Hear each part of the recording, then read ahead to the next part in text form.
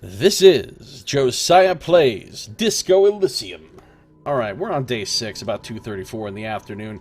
We've just come back to the main area of Martinez after tracking down Ruby, and we asked her a bunch of questions, and then unfortunately she put a gun in her mouth and pulled the trigger and blew her own brains out, and now she's dead. So that took a turn.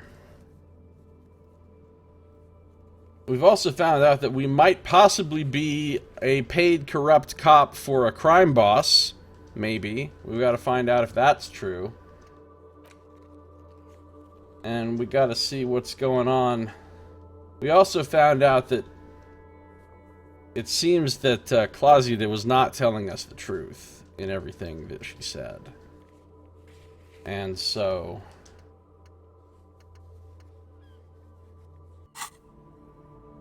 we've got some things to look into. But just as I walked up to here, my character started saying some stuff about how there was some commotion up ahead and there was danger up ahead. There was peril of the non-mild variety. So we're gonna go confront this peril right now.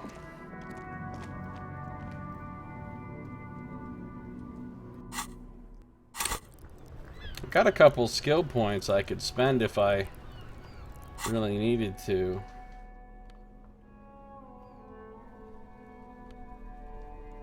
I mean, if it's that perilous, maybe I should get the gun out. This is the gun that Ruby had that she just used to kill herself, and we took off of her corpse. And then I also made this spirit bomb out of the spirits that I got from the hobo guy, and then my necktie told me, hey, put me inside the spirit bottle, so I did, and it became a spirit bomb.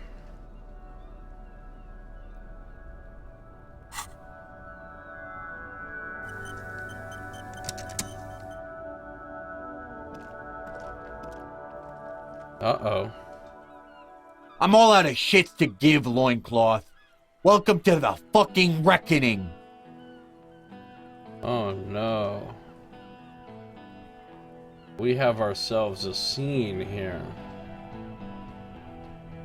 There's a feverish gleam in his eyes. Oh, I should have put the armor on!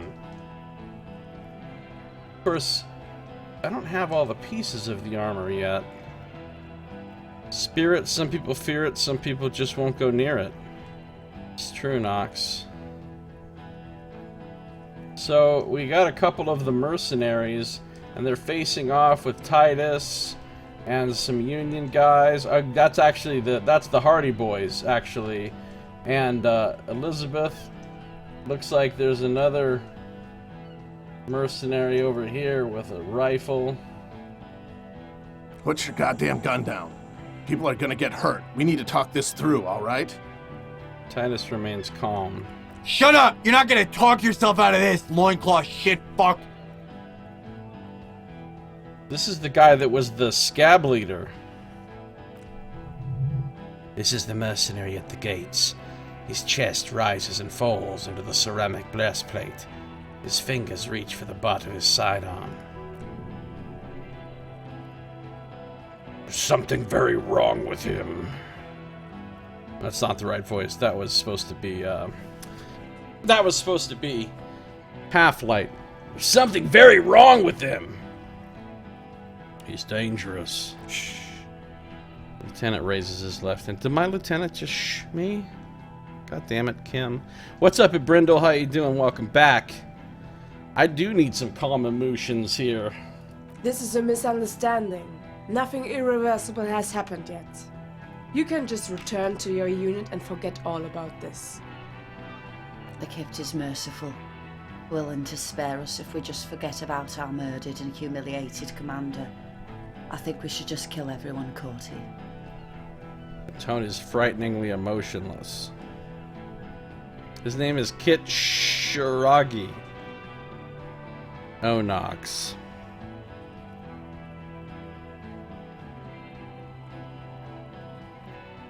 You all drunk. Come to your senses. You won't gun down 7 people in the middle of the street. This isn't a frontier town or a jungle outpost. She sounds very sure of herself. Easy, Lizzie. Let me handle it. I know guys like this. I'm sure we can come to a peaceful agreement. Ain't that right, fella? Voice is almost gentle. Peaceful? Oh shit, that's the armored guy over here with the crazy hat. Sounds like the armored figure is weeping. Nest in your abdominal cavity, like a little wild mouse. The masked man's words are barely intelligible, but you can hear them. Fuck, there's the third one. How did we miss something like this? The lieutenant points to the helmeted figure. The lieutenant is genuinely worried for his life. You should consult him before getting in there. Let's walk away. Yeah, the big one is the mercenary at the gates. Scab leader. If this turns into a firefight, we should take him out first. He nods.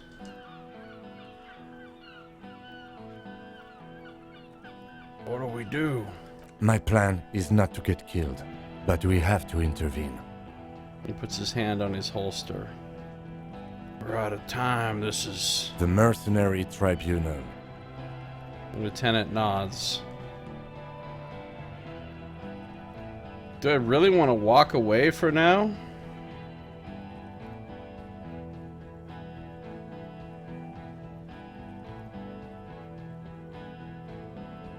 Stop! This is the police! Well, now we're... Get lost, comedian. You cops had your chance. Now it's fucking time for some justice. He licks his lips, waving his gun at the crowd. Losing his balance for a moment, he staggers backward. I think he calmed down a bit. No, he didn't. He's about to open fire.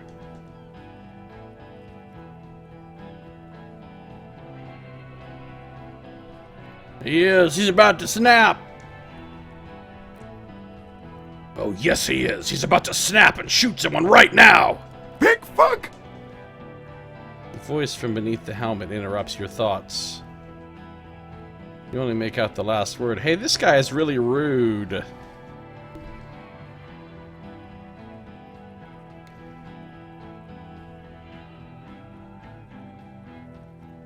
I can see you're drunk. Oh yeah, welcome to the fucking party. You're probably gonna get killed too. I don't give a shit if you're cops.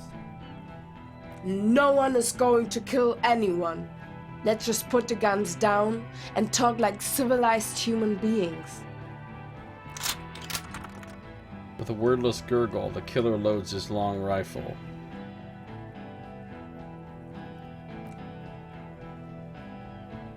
The leader gives a small nod to the helmeted man. Suddenly, the blue medicinal spirit in your hand seems to have a pulsating glow. It feels enticing somehow. Alright, endgame! Light me on fire and throw me in his face! If you waste time, people will die. No, we can do this. Drag it out a little. Get under his skin. Stand there quietly, hope nothing bad happens. Remind Rude that he's just a skeleton because his portrait looks like it and start singing Dry Bones. That would be the best option.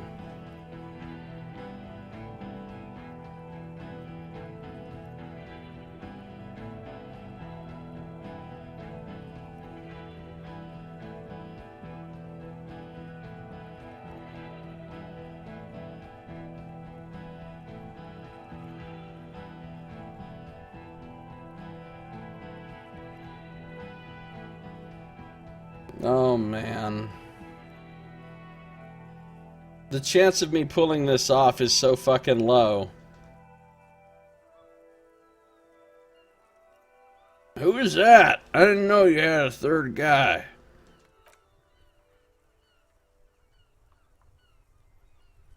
Rude? Rude is the killer. The armored woman smiles a vicious smile. Rude the killer, Honclawen. He doesn't talk much. All of you fucking cunts inside out! The killer? The gunner! He gestures toward himself. The raddest! He nods towards the woman. The killer! He points to the figure clad entirely in ceramic plate.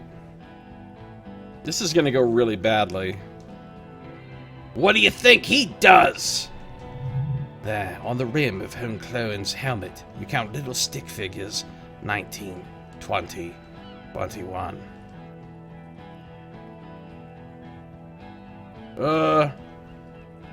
Tends to the stables? What are we waiting for? She turns to the leader. Let's blow that big fucking mouth off his face. Hold your fire! He licks his lips. Wait for my command!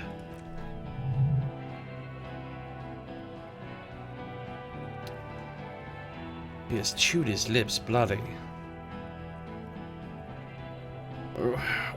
Where's Clausia? She can explain this. Who the fuck is that? Clausia, the woman upstairs? Where is she?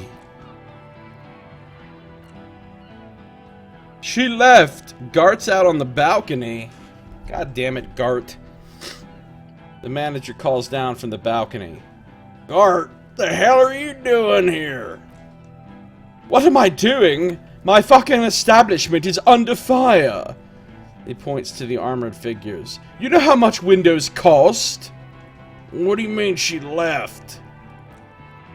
She left! Her room's cleaned out, right before these assholes showed up. How convenient. We should have arrested her. The lieutenant whispers, his eyes still on the armed mercenaries. You can feel how upset he is with himself. Just for a second. Then the fear takes over and he's back in the moment. Hey, Bushmen! The veins on the man's neck expand as he yells.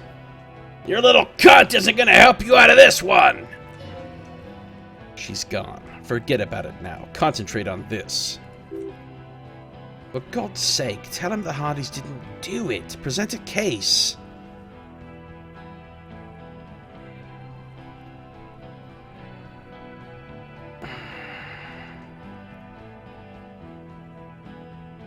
You're all drunk! Look at yourselves! Yes, so what? Yeah, so what? You should be drunk too. Or like, drunker. You don't want to die sober, do you? This is what Measurehead told us. Al-Hul is a trick the desert pygmies played on us.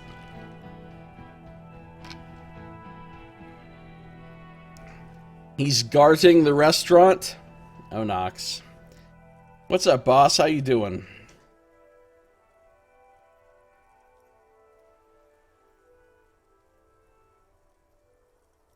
I'm drunk too. Let's dance, baby. All right. He wipes the sweat from his brow. Let's do this. Smear your shit all over this fucking dung field. Listen, they didn't do it. Yeah? Who did then? You should implicate yourself. Throw yourself onto the embrasure chest first. So if you have really high Inland Empire, because it's a legendary passive check, you get the dumbest possible idea.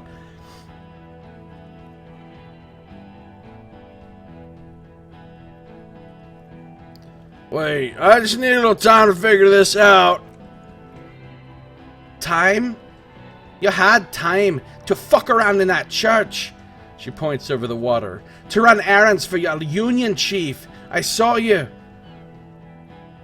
Time is up, loincloth. He to you. Give me a name, now. it was me! No, wait. Kim winces and quickly turns to Courtenaire. He didn't. Change my mind. I can still change my mind, right?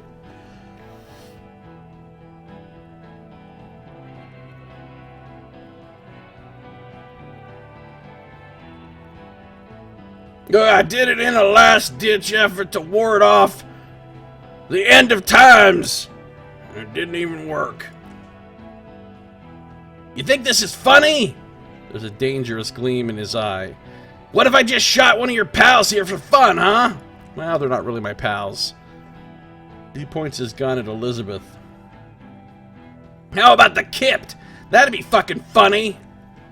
Listen, please. She raises both hands. This cop and this drumhead court-martial won't decide who. He's gonna do it. He's gonna shoot her. Oh no, 8% logic! Think, why didn't he believe me? What a surprise, I failed! Your mind grinds to a halt. All you can see is the revolver in the man's armored hand, swaying, pointed at her. You move your mouth like a fish, gasping for air.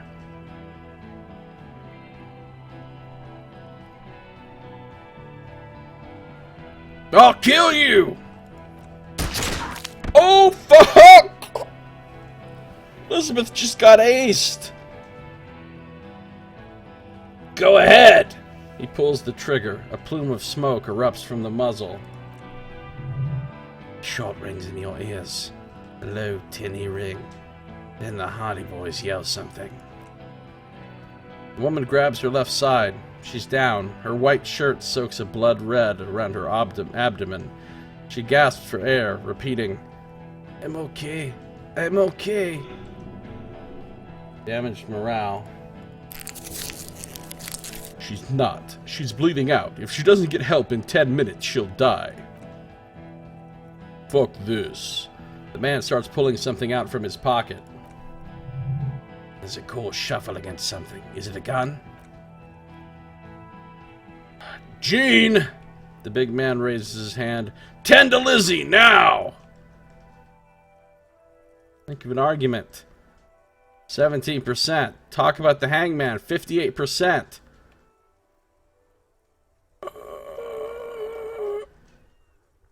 Let's try this. Oh, I made it. Dangerous. Ask about him first. You don't want personal facts about his dead friend coming out of your mouth. He has to start it. I knew you weren't a goddamn scab leader.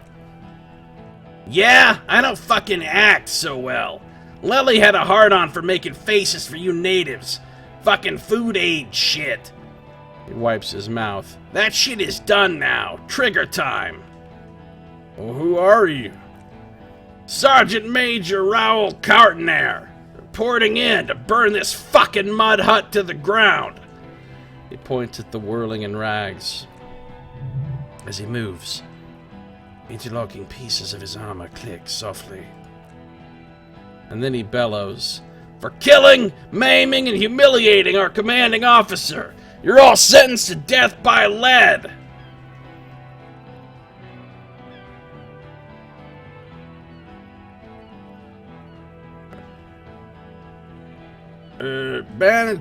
Benetal 41. That really happened, didn't it? Our colonel did what he had to do. It was either one cunt or 100 of them. Rude here. He points to him. 5. I touched your commanding officer's genitals twice. That would be amazing. And your shit pipes, right? Indecipherable mumbling. He likes to fire mortars at random coordinates. Wipe out mud huts like that. When he gets bored. Lely knew how to command. He was a good commander. I can see you miss him. Oh yeah! He would have commanded this fuckhell way better than I did. But that didn't happen because Hayseed Bill and Kipty the Kipt here. He points to Titus and Eugene. Fucking murdered him! Had him stake the village up for 2 weeks after, and you fucks did nothing. He points at you. Listen, man, we told you we... Told us what? He staggers forward. What did you say? Tattoo fuck, you'll die next. Right when the she kips out. The she kept. He had blue eyes, didn't he? Your colonel. He smiles, pulling his face in a strange way. Baby blue, yeah. Like someone fucked up and put a baby's eyes on a grown man. It was creepy. But bitches like that shit, I guess. Or, I don't know what bitches like. I just know how to mow down cloths. Wow.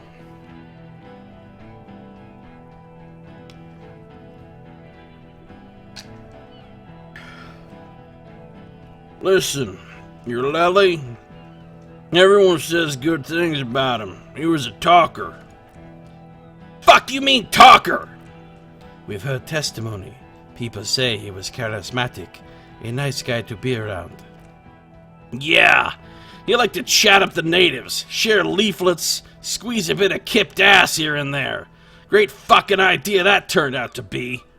He points toward the yard. If Lely was here, he would spare the lot of you. Maybe shoot one for show. But me? He points to himself. I'm not a big fan of public affairs, clay monkey. What does that even mean? I'll gun every one of you down for what you did. Ready to open fire, Major. At your command. This one isn't used to being suited this long. She's uncomfortable. We'll open fire just to hurry things along. Look, your colonel did not deserve to go out like that. I promise I will find his killer. Find his killer? Cop, his killer stands right there. He waves at the men behind you. Shitting their pants, and you're standing in the way protecting them.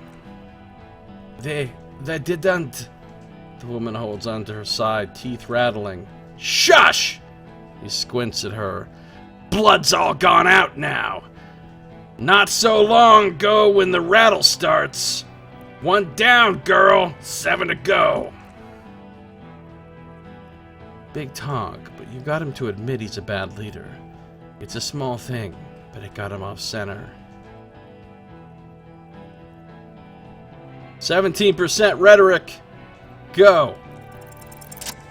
What? How did I succeed at that? Alright, here we go. This is an illegal tribunal. Krenel would never sanction this. Who's the commanding officer? Take your pick. Really? None of this looks like it's going to do anything but piss him off. How did I... It said earlier in a check thing that I moused over it said because I knew about Downwell. But I don't remember ever finding out about Downwell. Oh, maybe I did. Before they were called Krenel.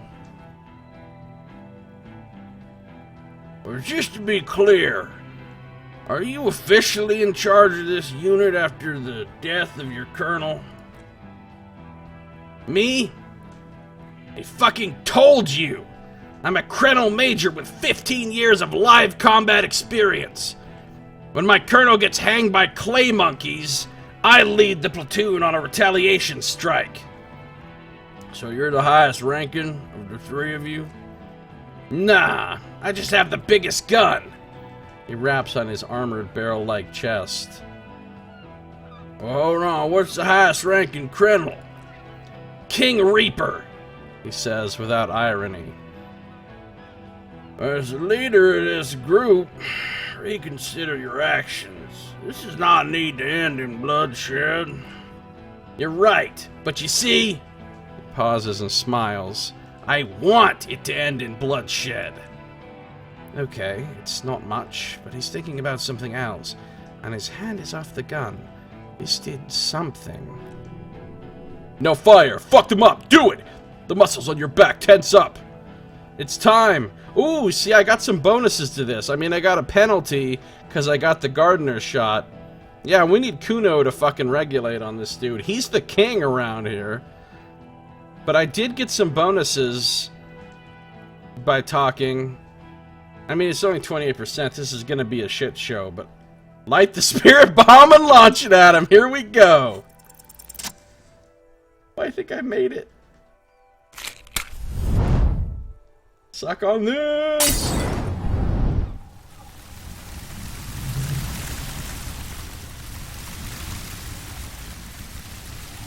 With a crash of shattering glass and a terrible roar, the fire draws in oxygen. The bomb hits the mercenary in the chest, swallowing him in flames as he staggers backward. In the fiery inferno, you see a tie coiling around the man's neck. It is no longer horrific, but beautiful and pure. I've just weaponized my necktie. I only ever wanted to have fun, Harry! Wanted you to have fun! It calls out to you one last time. Wait! I didn't even know your name! My name, should you know it, is Jupson AS Men's Fashion, model, colorful tie, catalog number J327. I know so little about you. How did we meet? I love the fact that I'm stopping in the middle of this fucking battle to have a whole conversation with my tie again. One day a sad man walked into a clothing store. He looked really down, like he hadn't had fun in years. He needed someone to show him how to rock and roll again. Jupson AS catalog number J327 shown on the tie rack, trying to get his attention. The sad man picked it up and put it on. He looked at himself in the mirror, didn't smile.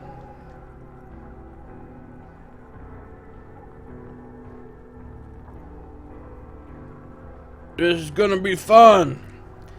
And from that moment on, we rode together. The rest of your clothes were still normal back then, but we took care of that soon enough. Did we have any fun? Truthfully, not a lot. I did everything a multi-pattern necktie can do to help a man. I mean, I tried to get you to do all the fun things. Drink beer, drink wine, drink cider, go to parties with young people around and drink beer and cider, do drugs too so you don't fall asleep. You had some fun, but not enough to heal you. What's wrong with me? Your heart is broken, Bratushka, and it cannot be mended. Believe me, I've tried.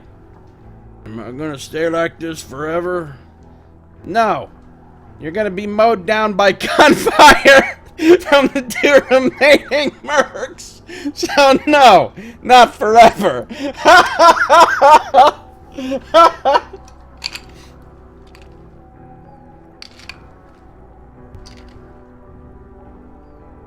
Who broke my heart? You both did, Bratan. Deep down, you know, it was the both of you.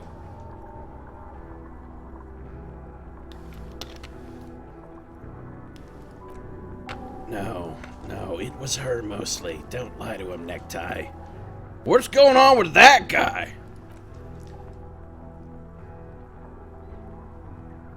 This guy? Well, his face is cracked open into a scream of terror. It looks like he's performing some sort of a shamanistic dance that requires you to be on fire. What's up, Subliminal? How you doing? I can read all future game dialogue for you. Yeah, no problem. It's super easy. Damn it, if only I had 3 necks. Yeah, his body contorts in a very disturbing manner. There's no missing words with this one. He's dying a horrible, painful death as you're talking to your tie in your head. Smells like a steak on the grill. The burning flesh in your nostrils. He got what was coming for him. Eventually we all do, Harry. Goodbye, Necktie. See you on the other side. The necktie disintegrates into molten heat, its last remaining embers letting out a pop and a crack that sounds like, Harry, for God's sake, watch out! Uh-oh. Bad things are gonna... Oh no, is he putting himself out? Uh-oh. Uh-oh. Now Rifleman's acting up. To your right, the killer raises his rifle and takes aim at you. His moves are steady, but the long barrel of the rifle sways slowly. 3% chance. Because my reaction speed is literally 0. Kim, where's Kim? In the corner of your eye, you see the lieutenant raise his pistol and aim it at Rude. Blink, dink. You stare down the barrel of the gun. You see Rude's mask behind it, his eye in the slit of the helmet. Like a camera lens focusing on you. Is there anything we could use to protect this frail body? That gun will tear us to pieces. Sadly, no, because I'm not wearing the armor like a genius. And also, I didn't buff myself up for these kind of activities. I mean, generally, I'm just screwed here. So, I think I'm about to get shot. What?! I rolled 2 6s?! Are you serious?! 3% chance and I made it! You leap left. A swarm of angry lead passes mere millimeters from your side, tearing fabric off your coat. Feels like the lightest of tucks. I cannot be killed! I have become immortal! The man tilts his head, trying to see through the clearing smoke for the next shot. Watch out. To your left, DePaul is about to take a shot too, at Kim. The lieutenant aims, face pale. Without tremble, he quietly utters, God, please. Then, oh no, not Kim! 2 shots ring at once, one from Lieutenant Kitsuragi's pistol, and the other from DePaul's. It's aimed at Kim, but it misses. Yes! You hear a scream behind you. Oh, shit. Well, somebody just got shot. Kim, did he hit the rifleman? Apparently he did. There's a bunch of blood coming out over here. Blood gushes from the helmet's eye sockets as Rude staggers back, disoriented. The sounds coming from his helmet are not human. Who screamed? Somewhere Sardic is cursing that he just lost another round of pickpocket. Right, Nox? Fuck Glenn. I didn't like Glenn. I'm glad he got shot. Glenn, dying in a puddle of blood behind you. His mangled torso has 2 gunshot wounds. Blood gushes out of him like red geysers. Oh God, watch out! And you see 2 crazed eyes stare at you. Through the burning meat and the flames. Impossible, okay. With his face boiling off, the man raises his pistol at you. Then he squeezes the trigger. Let's look him in the eye. The look of vengeance, framed by melting skin. This is the last thing he will do on Earth, but he will do it. He will end you. Here it comes. Death. Well, here we go. Impossible reaction speed. It's unlikely that I'll roll double 6s again. I didn't. Was that game over? Did I just lose the game?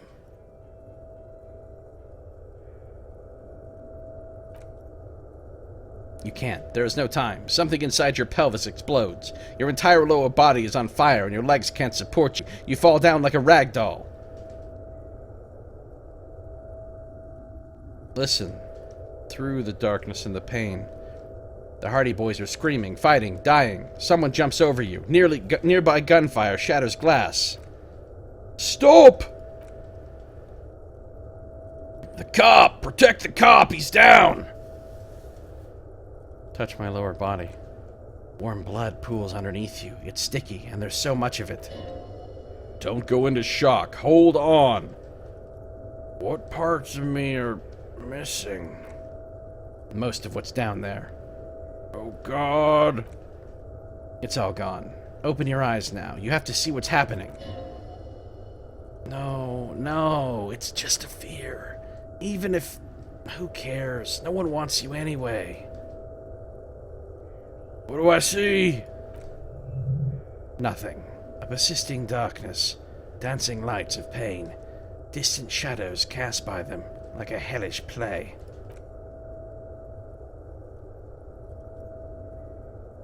Out of it, a silhouette appears, crouching over you. You hear a familiar voice filled with urgency and fear. You're bleeding out. No one wants to party with me. I made it up! I remember everything! Ha!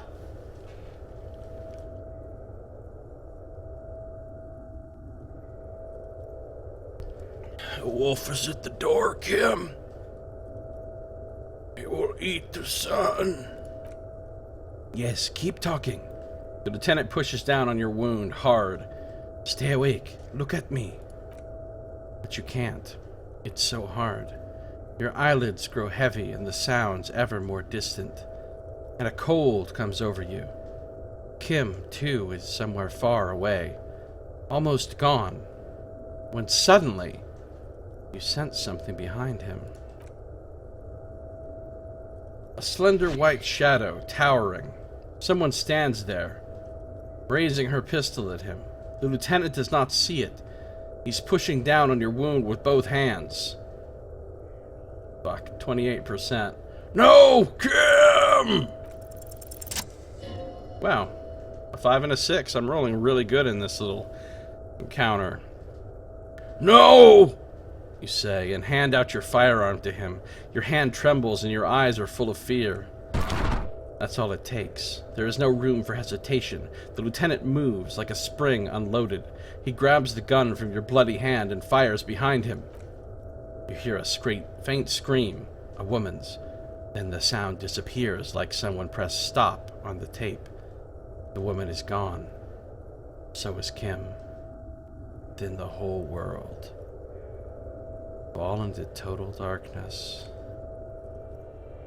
This is death. One more door, baby. One more door. 2, wait for divine butter. Good idea, Nox. Will I be a ghost now? Brother, you already were a ghost. Up there screaming along with all of them. Scaring each other. Haunting each other. It's the living who are ghosts. The dead are silent. They don't rattle windows or write letters in blood. The living do. Leave them behind. Rest. No, let me back into the fight. The fight? There is no fight. The fight is over. It was lost 1,000 years ago. You have laid here forever. Keep falling deeper. Take the door. He's not taking it. His body is not taking it. Oh God, no. He's not disintegrating. He's swelling up instead. Over the hours. Hurting. Moaning in his sleep. I have no idea what you're talking about right now, limbic system. And rotting. And being disinfected. And smelling of drugs and feeling saliva in his mouth. Drifting in painkillers. Thrashing in his wound sleep. Can't go.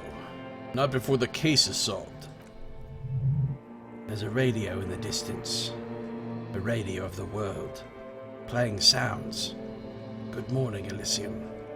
Soon you will return to the world. You're thirsty. Reach for the glass of water by the bed.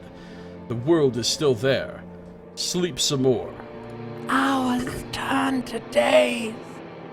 Soon we will get up again and go through it again. Finally we know what the infernal engine was outside. The clarion call. Wait a minute, is this about to be some kind of Groundhog Day situation where I wake up on the floor of my room again because, like, my character's just going through the same thing over and over? Or am I just making shit up right now? It was him. He is the infernal engine. He never stops. He only gets worse. Jesus, limbic system.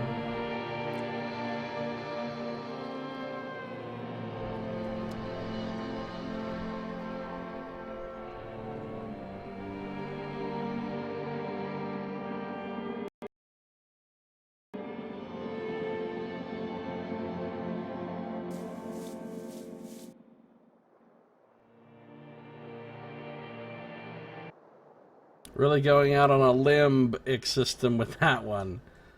Nice knocks. I am back in the room. In the whirling. Looks like the broken window is fixed.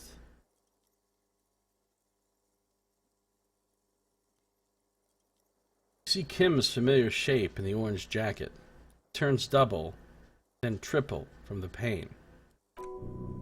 It's nothing. You're alive. That's what matters. Kim. Task complete. Level up.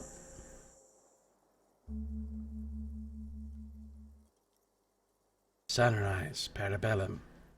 The lieutenant says. He's in the middle of a freshly cleaned room, with the fan above his head like a halo. His face is covered in bruises. Oh, he cleaned my room too? Or got Gart too or something. What did you say? Sunrise? Sunrise, Parabellum. Sunrise, prepare for war. It's an old revolutionary saying. Is it war today? He looks out the window. The gates of the harbor are boarded up. The streets are a little more empty.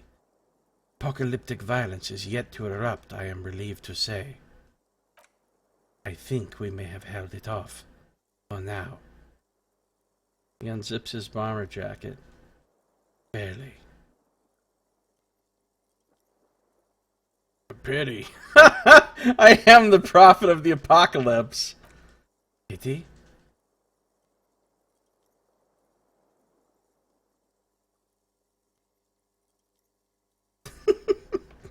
Great options here. I meant that in a disco way, as if that explains everything.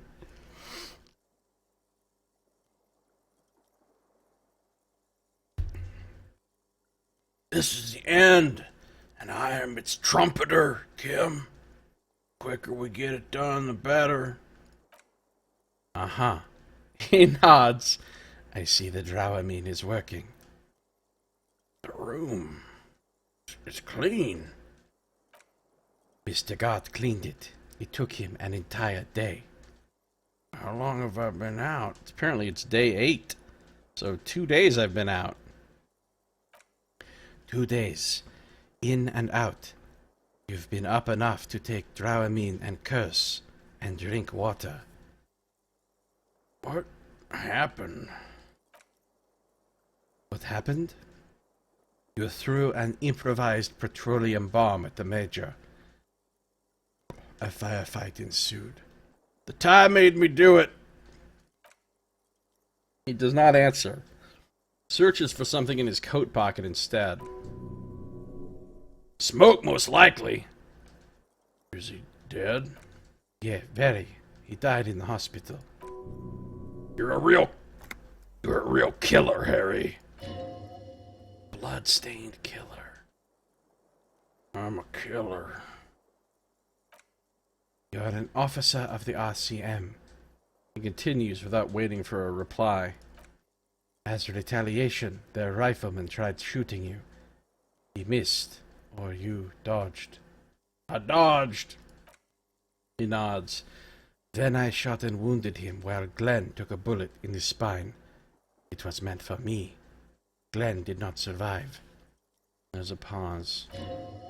This is not the first person to die in his place. Goes on.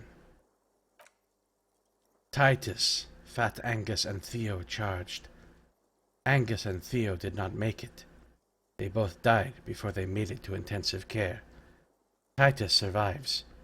So do Elaine and the musician. I forget his name. I didn't like Elaine. I wish Elaine would have died too. Fuck that guy. Theo was cool, the old guy.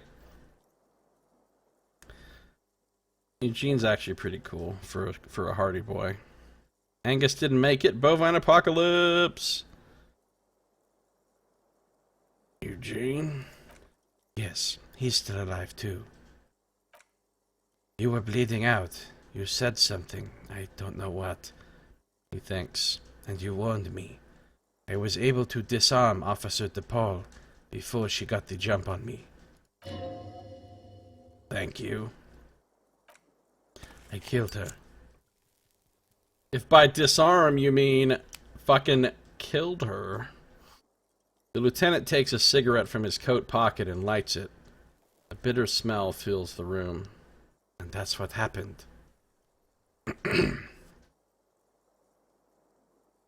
Thought you only smoke one a day. This is the one. Are you also killed? He nods. And they're all dead? All three of the contractors? He nods. DePaul was the last to die. Everett had their bodies returned to Crinnell for a funeral. The company is yet to retaliate. Why? Because we deterred them? Or Joyce did? Maybe the harbor, in full lockdown, is too costly a target. Or maybe... He breathes in the fume, thinking.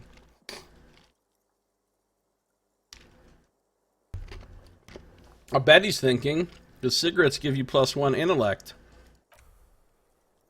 Maybe they are simply taking their time and will attack soon. I don't know. How many casualties on the Union side? Total? 5. Glenn, Theo, Shanky, and Angus. The fat one, he took a lot of bullets. I didn't like any of those guys except for Theo. My only regret is that Elaine didn't also die.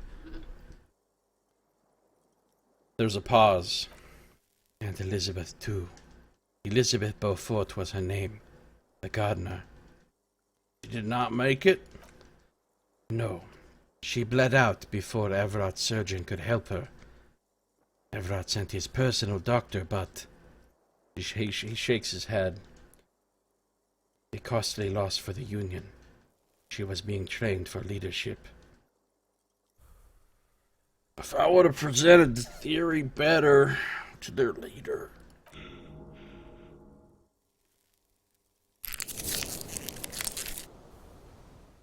She never had a chance. She should not have been there in the first place. There was no way to convince them. Stop this line of thought now. You're too broken for ghosts. And that's... all. He nods. I don't see how it could have gone any better. Number 4. That's great.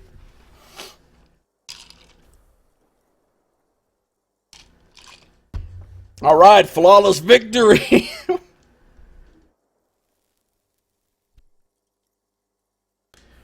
It's a total shit show, Kim.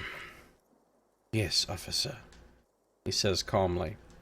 7 people are dead. It's not a success.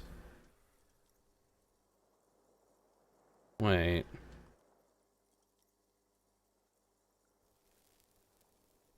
Eight people are dead.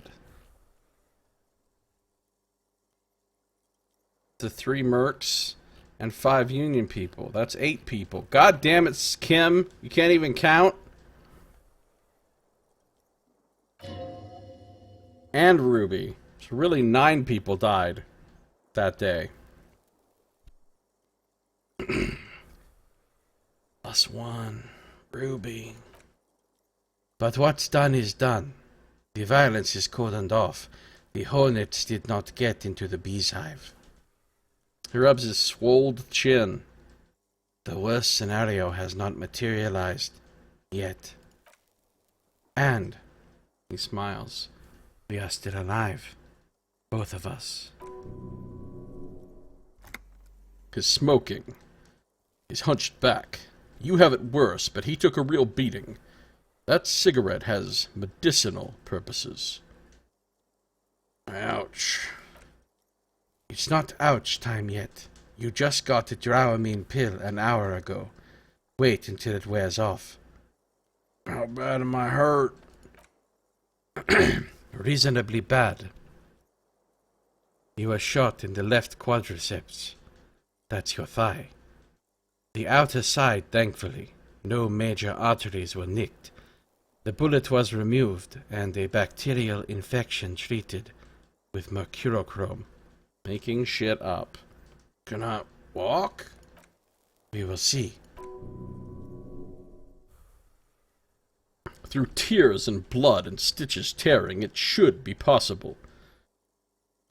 Are you hurt? Not very. He rubs his chin. I have a concussion from that woman beating me with the butt of a gun. I try not to move too much. Things would be worse if you didn't warn me. There's a pause. Thank you. I did not see her coming. Stupid of me. I wonder if Kim can die in that scene, depending on how things go down. I wonder if you can die in that scene. There's probably some way. There's probably some way to talk the situation down without anybody getting hurt. But, not for me. Has anyone from my station been to see me? No. A man and a woman sit in the front seat of an armored motor carriage. The woman is driving. The man lights a cigarette. Jean Vicamer is his name. The asphalt vanishes under the wheels of the machine. Ahead, harbor cranes rise to the sky. Back to that shithole, he says.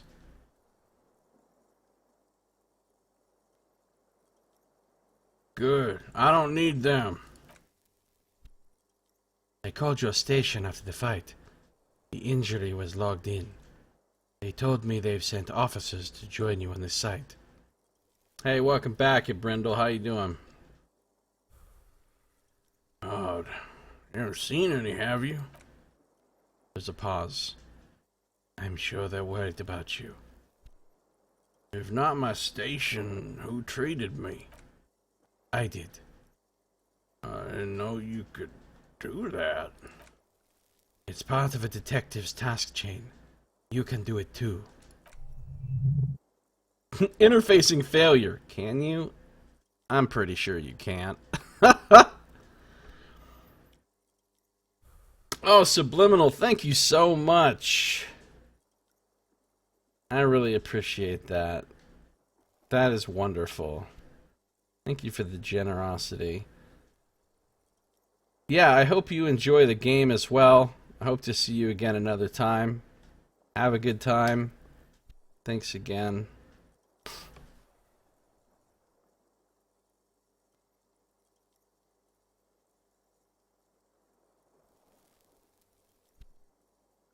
That's great.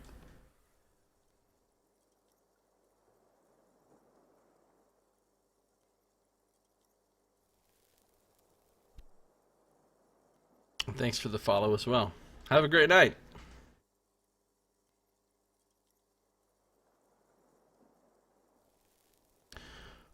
Okay, we're gonna try to get up.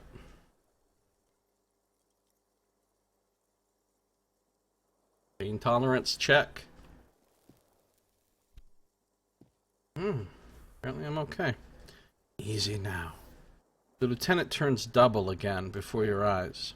An orange hue of pain. It is a pain threshold check. And I just barely made it. You can take it. Just don't lean on that leg of yours too heavily. How are you? Very bad. Things are very bad. I feel fantastic. Let's rock. He nods. What happened now, Kim? I honestly don't know. But I don't know either. We can't talk to Everett. The harbor is in lockdown. Everyone in there is outside our grasp now. Joyce has left too, thanks to our meddling. Don't think it was a good idea? I don't know what to think. It might not have been a bad idea. There is a pin somewhere in the machine. Something is keeping Kreno from sending in a death squad. He looks out the window. Maybe it's her. Maybe she kept her end. Either way, Ruby's gone. And Claudia too. We really should have arrested her, you know. Wait, you checked? She's really... Guard confirmed she left 20 minutes prior to the tribunal showing up. How convenient! I think she's part of some greater conspiracy with them. Or, you know, there was more to her thing than met the eye. She was involved in something shady. And she knew when they were going to come. Get it then, Kim. Who killed the hangman? I don't know. I think your incredibly dangerous theory about you being the killer was incorrect, however. There is not one piece of evidence to support it. Ooh, that's a lot of options. Jeez. Honestly, I think our investigation has not produced a single credible suspect. His voice is calm, matter-of-factly. Well, Claudia's still a suspect, right? I mean, it still could have been her.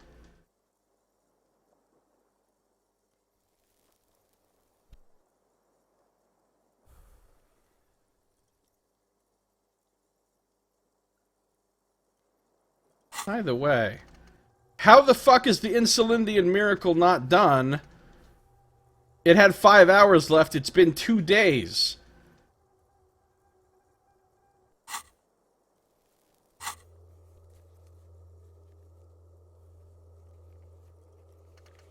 I wonder if it's possible to find all the armor pieces before going into that battle.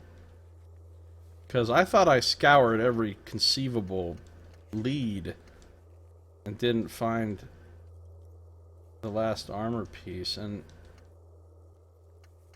I don't know.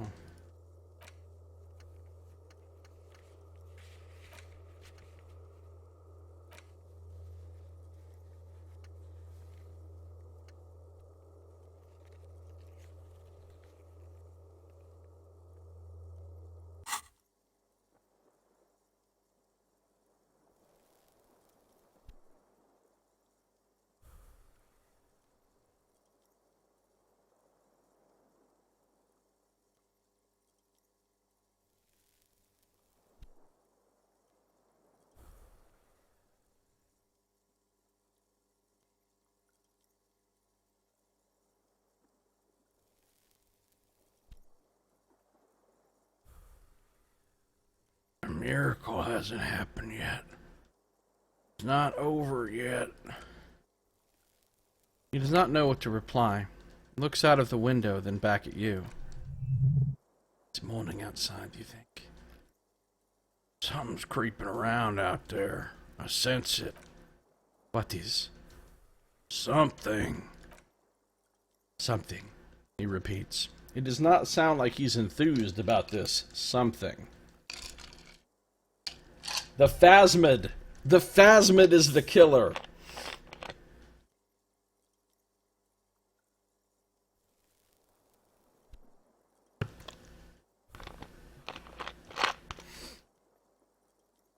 Insulindian Phasmid.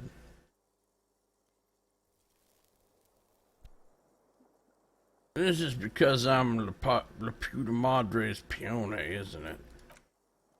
Don't be narcissistic. Half the cops in Revachol West are his peones. Even if you are, it's not a decisive factor in this case. The fucking Maybells, Kim! The flowers! The fuck does that even mean? It's apropos of nothing. What? They were on the roof. I did not catch them. Fucking Butterfingers. Kim, every piece of garbage in the city is not connected to the case.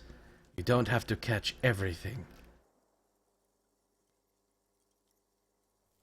Antique bullet from a Belle McGrave, 44.6 millimeter. How hard can it be to find one? I'm pretty sure it's not actually 44.6 millimeter. I think it's supposed to be 4.46 millimeter. Because a 44.6 millimeter would be a little bit ridiculous to come out of a fucking handgun. You lucky bastard. Rolled 28% to save Kim. Yeah, I did get lucky. How hard can it be to find one? How hard can it be? It's extremely easy. There are thousands lying from the war, all completely unusable. It's precisely how easy it is that makes that bullet useless.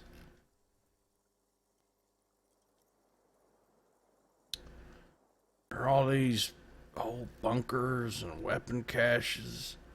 Revolutionary era. We could find thousands more if we wanted. All of Revachol is full of them.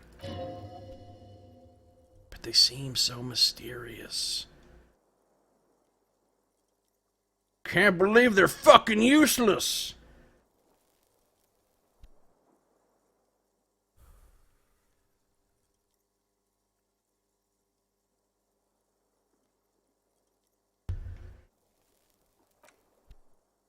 Yeah, we did not pull a 44 millimeter bullet out of dude's head.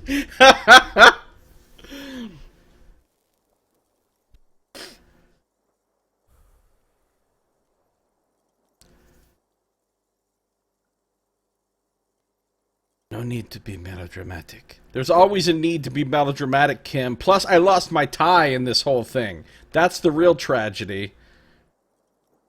So 10 people died that day, including my amazing necktie. What about the hole in the wall? Someone was checking her out. I don't know. He rubs his neck.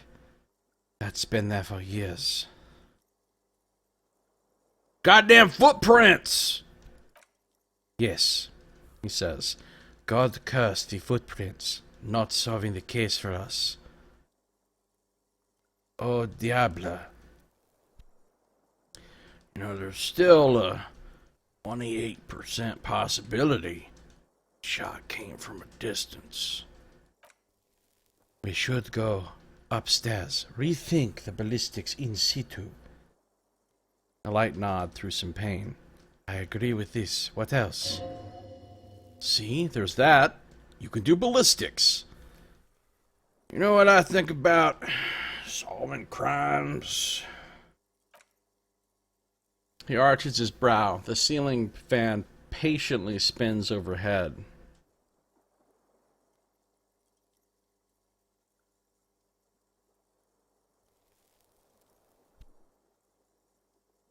Solving crimes is super easy.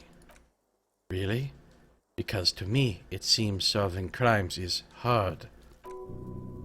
That concussion must be making him dizzy. That's right, let's give up. Time to start drinking.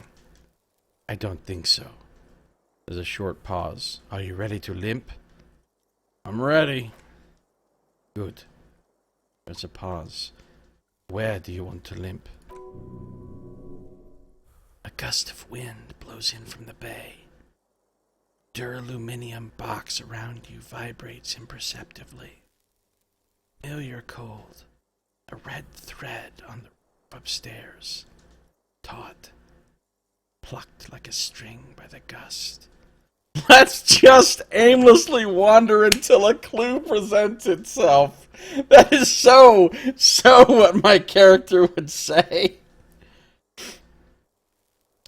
Let's just aimlessly wander till a clue presents itself. Let's do that. We can start upstairs in Claudia's bedroom with your ballistics idea. He extinguishes his cigarette on the sole of his boot. Another look at the window, perhaps? The one he was shot through. I don't know. I can't think of anything better. Alright, we are back in it, you guys. Newly replaced glass shining in the morning light. You hear traffic outside. Back in the world again. I can mess with the fan again.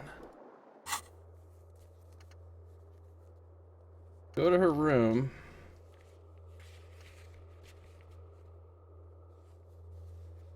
Search it once more. Upstairs in the bedroom. The window. Perhaps it will yield something?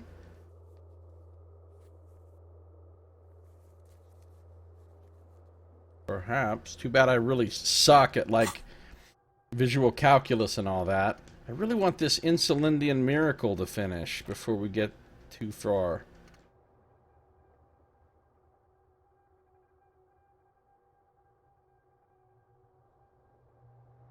Still got 5 hours left on that.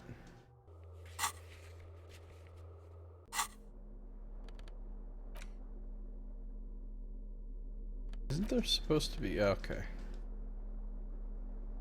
Something's wrong with this. All of a sudden it's really hard to read these category headers.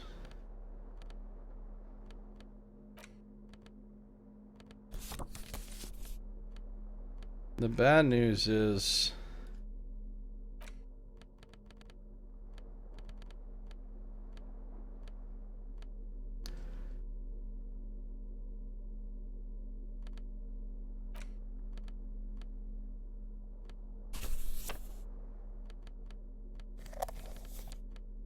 At this point, I'm just walking around with the gun in my hand after all that shit we just went through. I never fired a shot, though. I had 2 bullets. Never fired a shot.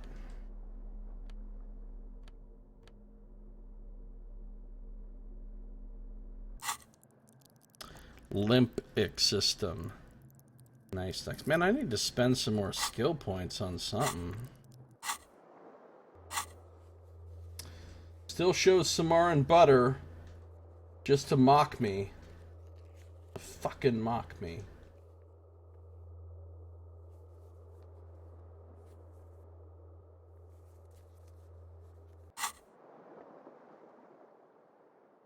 Yes?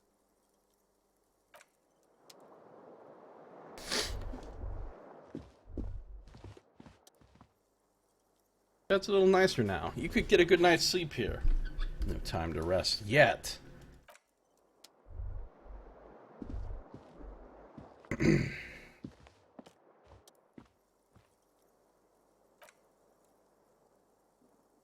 air in the room is starting to feel like vaporized urine. That's what it said before. But he cleaned the room.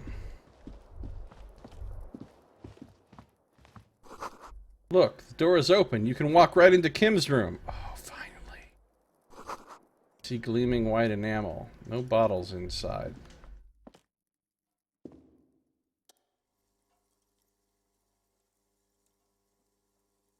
I could try to fix the faucet. Chain cutters, here we go.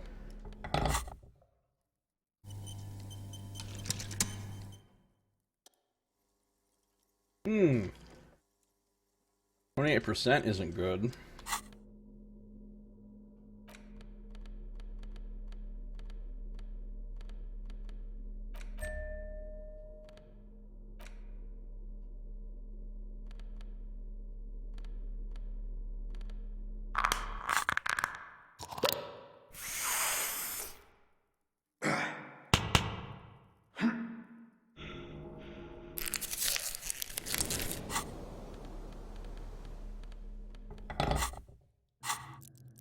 Interfacing is up to 6. 72%. I did it! Fawcett is quite terribly mangled, but you just might be able to twist his parts into place. You handle the chain cutters deftly, applying just enough pressure. Fawcett regains a recognizable shape. The steam stops. Told you that you needed those chain cutters. Everything is connected. Everything has a purpose. The mirror begins to clear slowly without you having to wipe it. This is locked unless I put a point into encyclopedia.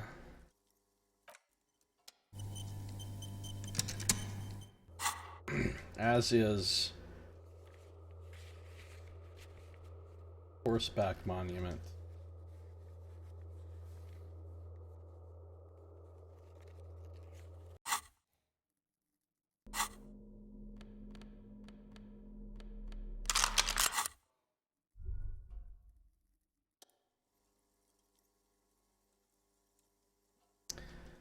Bathroom mirror has been wiped completely clean. You see the reflection of your face in the mirror, such as it is. A regular, clean-shaven police officer. Imagine. Oh, we're going in Kim's room. I'm gonna come in here and start fucking stuff up. Actually, I want to check this real fast first. The Stereo 8 player has been reunited with its right speaker. Oh, nice.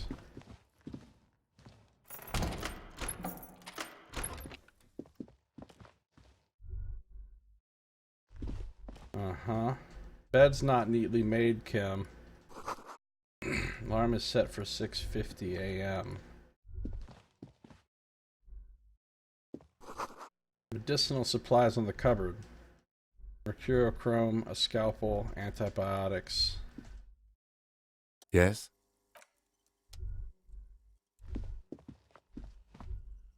Oh, is this his ledger? His notebook, his journal, something? Half-finished paperwork. These papers bear the stamp of the RCM. They appear to be fragments of the lieutenant's paperwork, half-finished. You make out notes on this and other recent cases. I had God open the door to your room. Closes the notes. You were running a low bacterial fever the first night. Saw apocalyptic visions of the darkness behind darkness. Behind darkness. Behind the darkness. I get it. Let's go. I am sure neither of us feels solid enough to keep loitering in this room. Let's go. Okay. Can't go out this door, though. Okay. Apparently I'm good to run.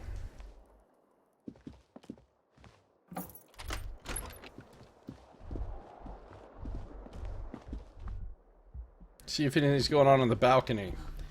It's not, but still.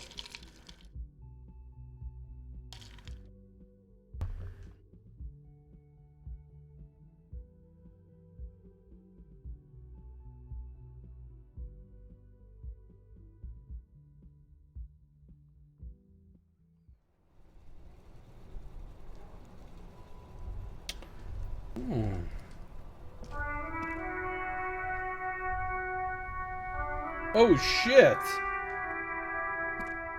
There's some shit on the ground down there. Also some snow. Look at this. There's like snow built up on the roof. Pretty cool.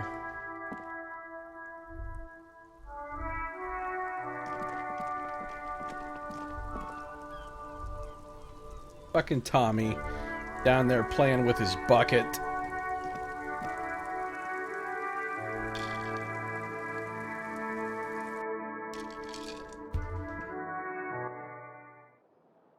damn it, Tommy.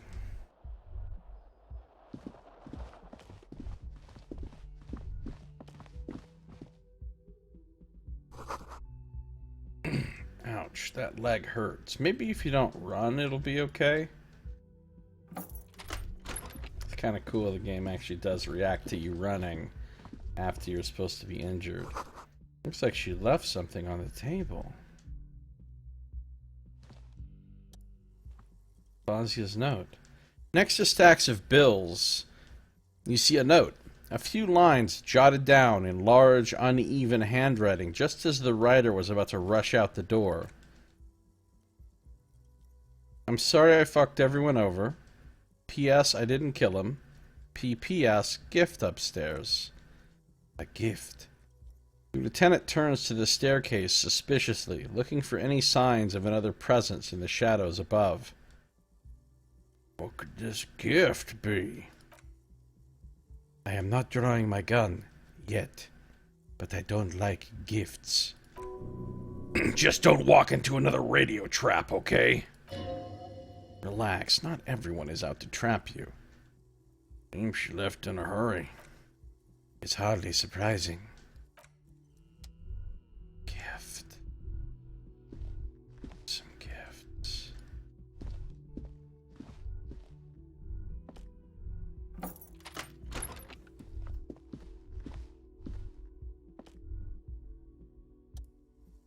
The medicine cabinet is empty, not even a toothbrush.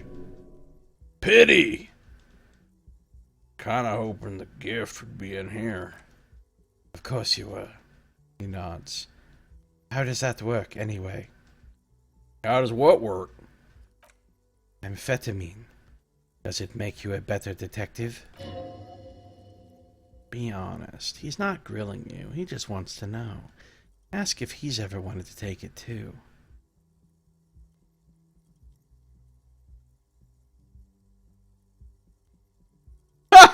I don't take amphetamine. Don't be ludicrous. I literally just took some amphetamine in front of him 7 minutes ago. 7 minutes ago, I just took some in front of him. Honestly, it makes me the detective I am. Have you thought of taking it too? Maybe I should? He lets out a little pensive hum, rubbing his shoulder. Beating he took must be more serious than he lets on. Doesn't the pupils and the gurning jaw, the sweating, doesn't it become tiring after a while?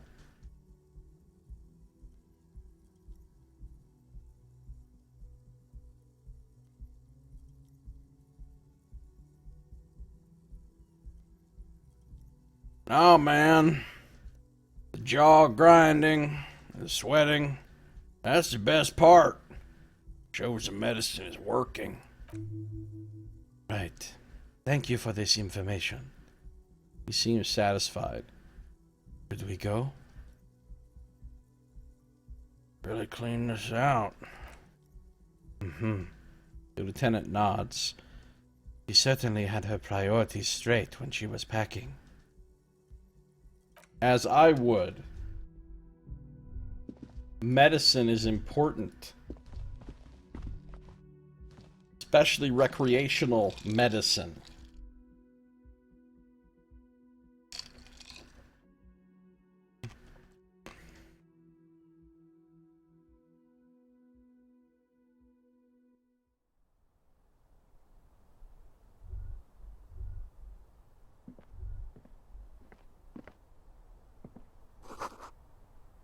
A red thread, made of nylon. It leads out of the room and onto the roof. That's what Shivers was telling me about.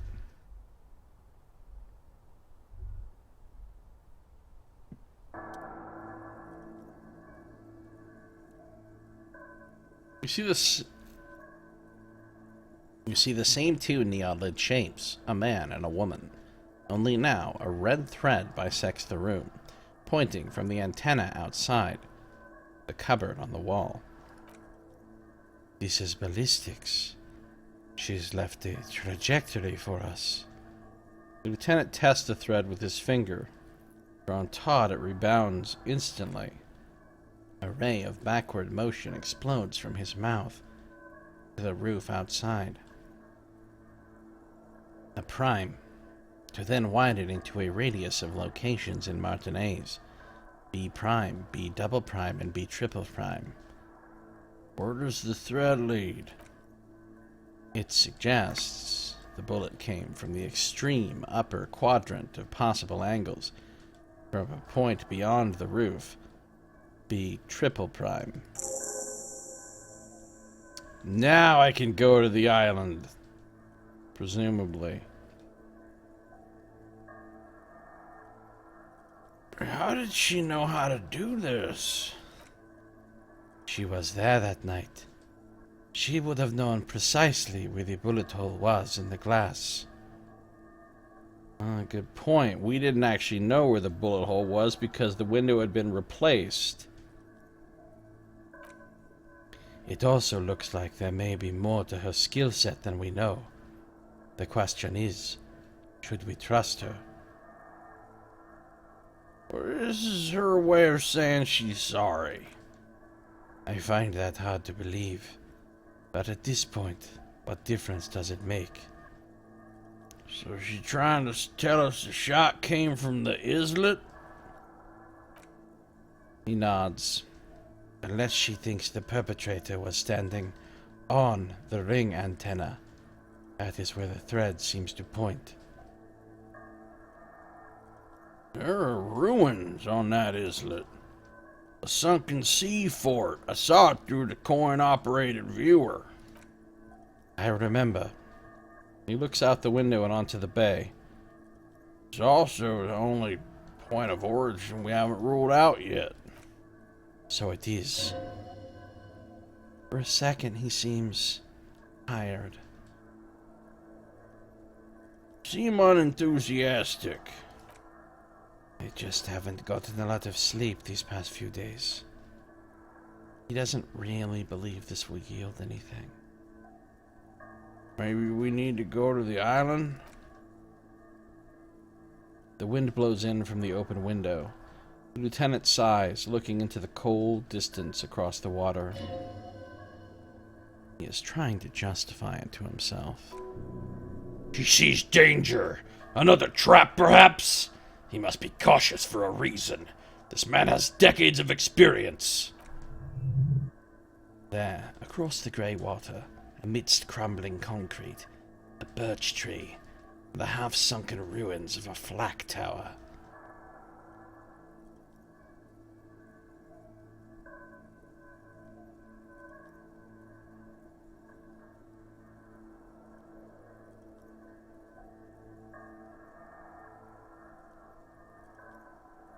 You're not afraid, are you?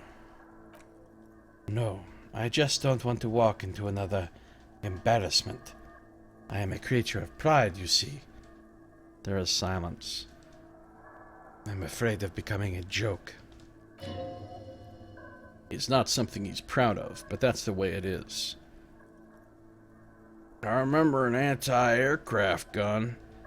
Anti-aircraft gun? Maybe it is a 44 millimeter round. That wouldn't just casually nestle in someone's brain, though.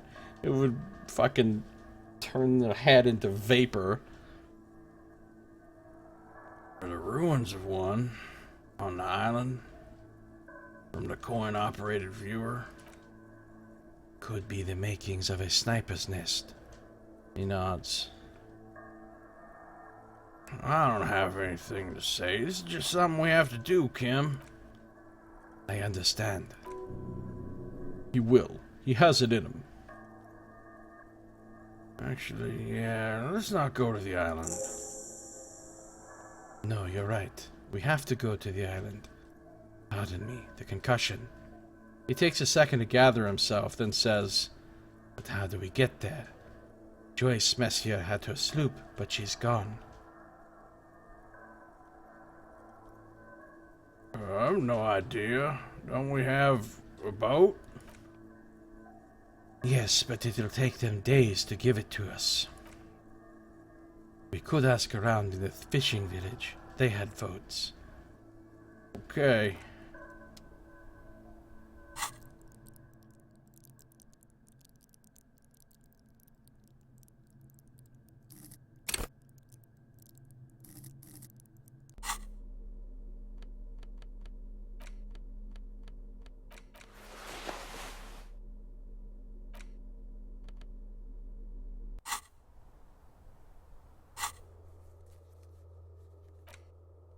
Go to the island.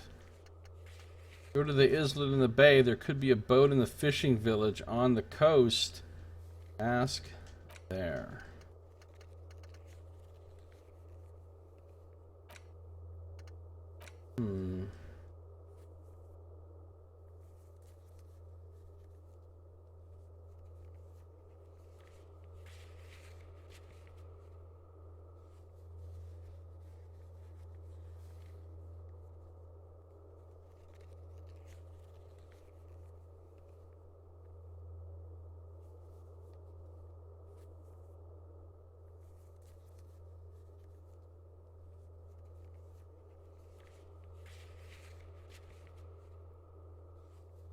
I could put one in encyclopedia, I guess.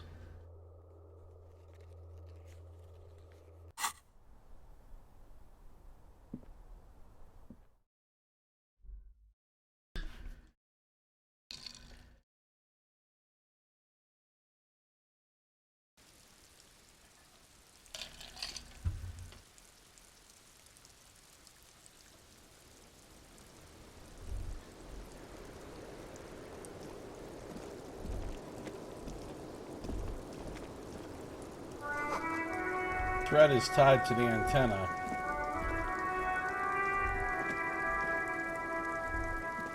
Of course it is.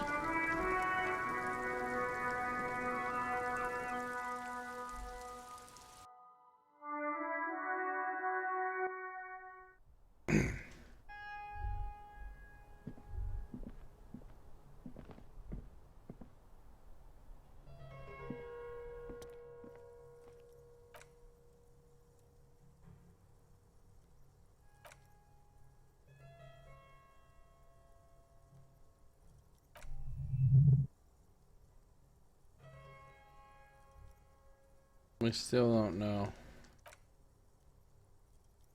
whose footprints these are.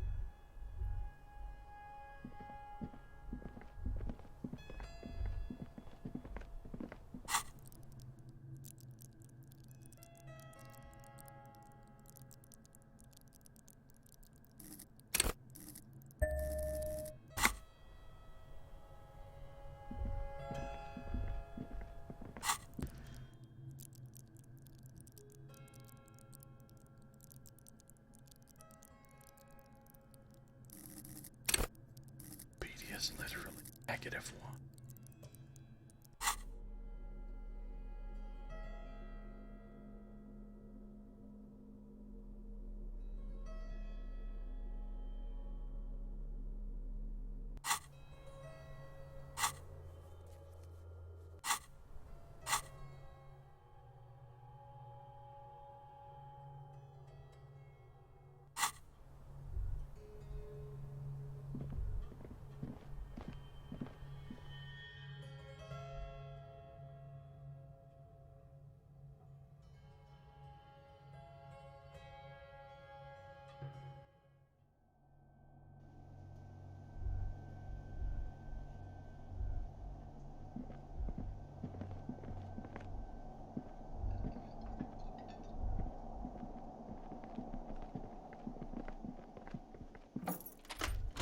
Cook's not here. Very suspicious.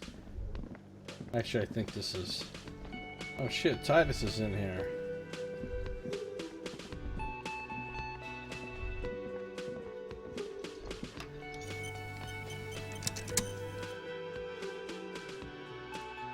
Oh, you're up. It's good to see you back on your feet. Did you like your room? I cleaned it for you. He looks you over.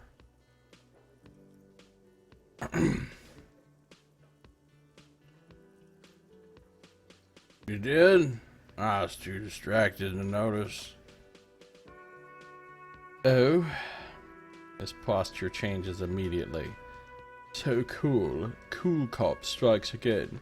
Well, I didn't expect someone in your line of work to notice the lowly efforts of the service industry anyway, so... You know, I was about to not mention the petroleum bomb you used to grill that man alive, but since you're a psychopath anyway, fuck it. Nice grilling. Insane, but effective. Also, he wags his finger. You and your partner are staying here free now. I'm not gonna let you ruin it for him. This establishment supports cops. Even cops like you. Thank you, sir. And he appreciated the clean room, by the way. He just likes to act like he doesn't. Well, anyway. The man clears his throat, not knowing what to say.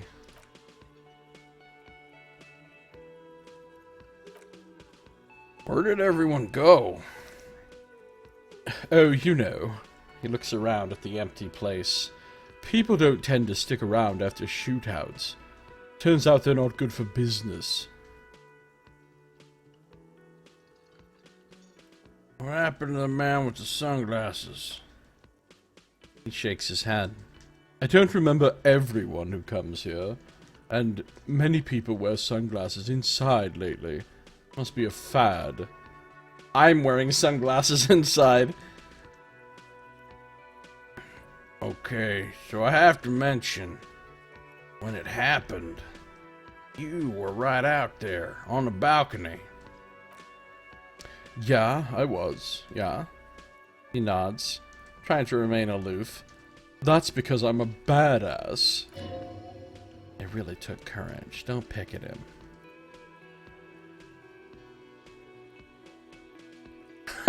Number 2!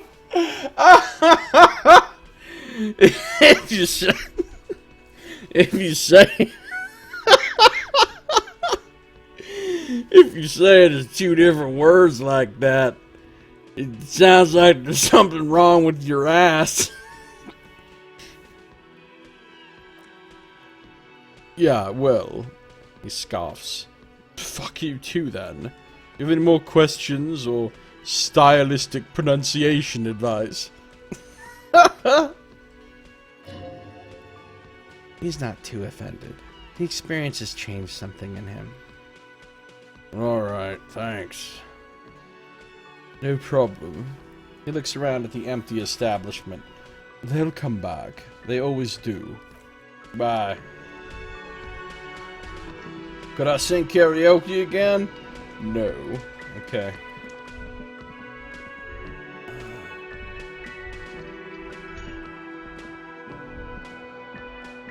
This guy's just casually chilling. Fucking Money Man is still here. It sounds like there's something wrong with your ass.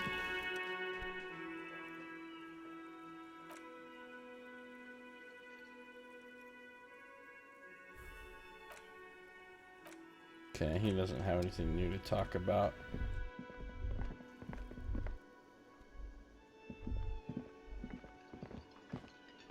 Oh, I can actually talk. Is that Elaine? Take over the entire city. All we need to do right now is get our brewski on. I think that's Eugene. I can't talk to him. I'm gonna miss those guys. Theo too. Seeing you approach, the bruised man raises his beer in welcome. Crazy motherfucker. Didn't think you had that fury in you, but I guess I've misjudged a lot of people lately. Let's add a whistle. There I was, thinking, where are we going to find a tin opener large enough for those cans? Then Copo Loco shows up and just sets a man on fire. That's how I roll. Impressive shit, Copper. None of us would be breathing right now if it wasn't for... I guess what I'm trying to say here is thank you. He pauses and extends his hand. Well, the real thanks go to my necktie. His hand is covered in bruises and half plastered. Still, this hunking lump of man is glad to be alive.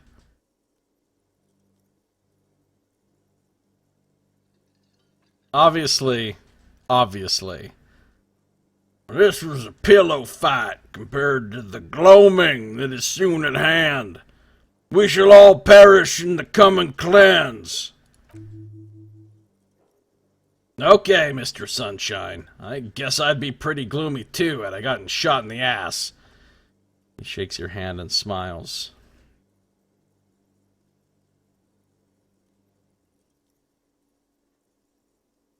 You know what happened to Claudia? Don't know, don't care. I'll be glad if I never see that fucking woman again. Even after all that hell, he's still bitter about her. Titus, after all we've been through, level with me. You really liked her, didn't you? Nope. Same here, man. Shrugs and tries to look uninterested.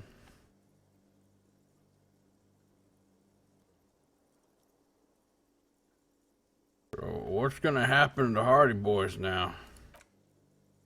I guess I'll take a closer look at our union members. There's bound to be some ambitious fellows there who'd love nothing more than advancing social democracy by busting some heads. Might even ask Tibbs if he's tired of replacing windows and maybe wants to have some fun with his brother. He pauses. Anyway, don't you worry. As long as Titus Hardy's standing, there will be Hardy Boys. Sorry about the people you lost. His bruised face stiffens. Hey, thanks for the host. Dennis, Malik70, how you doing? What's going on? Thanks for the host. What were you doing? Outer Worlds? Dio was old. I think he'd be pretty happy with the way he went. Never could imagine him withering away on a sickbed. But Lizzie and Angus...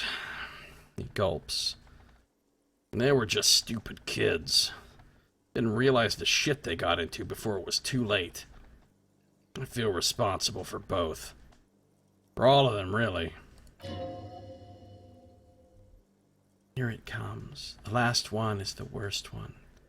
He only deals with it by drinking copious amounts of 8% beer. Almost level 13? Nice. Still really enjoying it? An honest tactic! And effective. Glenn was my friend. Best I've ever had. I love that crazy homo like my own brother.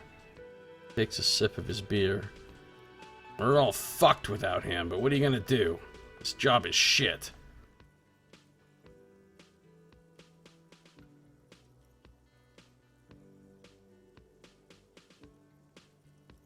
Hold on, where's that Shanky fella? The exploration's fun and you love the gear in the game? Yeah, it looks really good. I'm gonna be playing it in a few days myself. Dennis? That poor little rat is dead too. He shakes his head. I always thought he'd run. But no, he stayed. Stupid, brave fella. You didn't like him. That only makes it worse.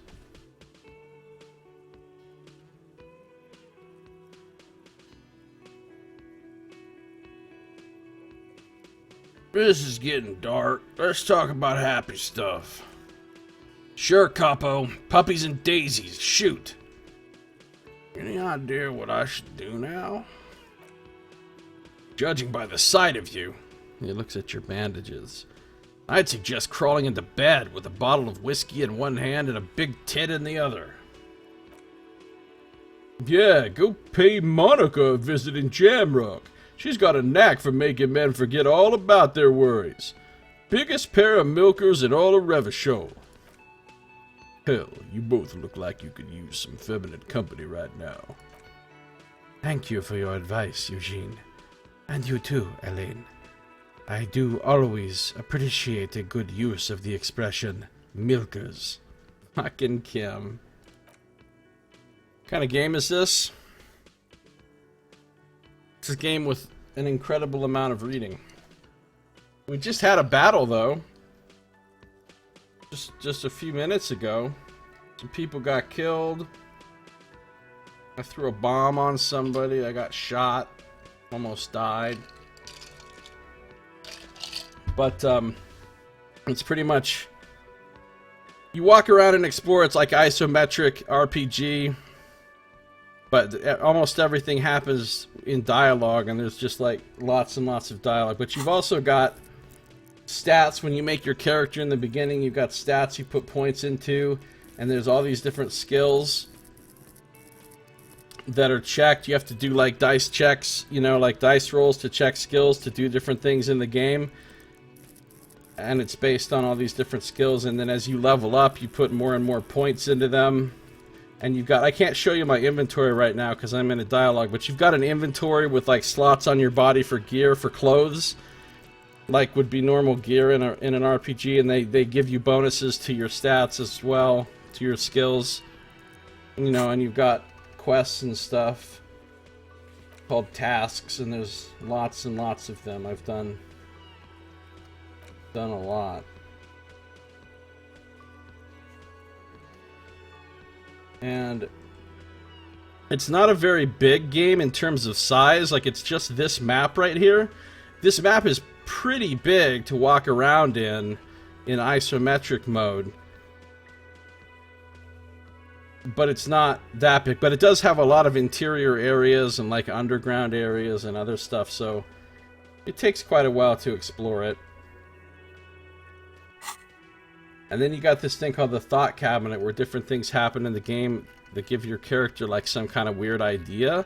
And then you start like researching that thought, and when it's done researching, you get like, you know, bonuses from it. And it also affects like what dialogue options you'll have and things like that as well. So there's a lot of elements to your character in this. But it is... about 90% of the time in the game, what you're doing is reading. There is a little bit of voice acting, like each character has a little bit of voice acting, but the majority of the dialogue is not voiced.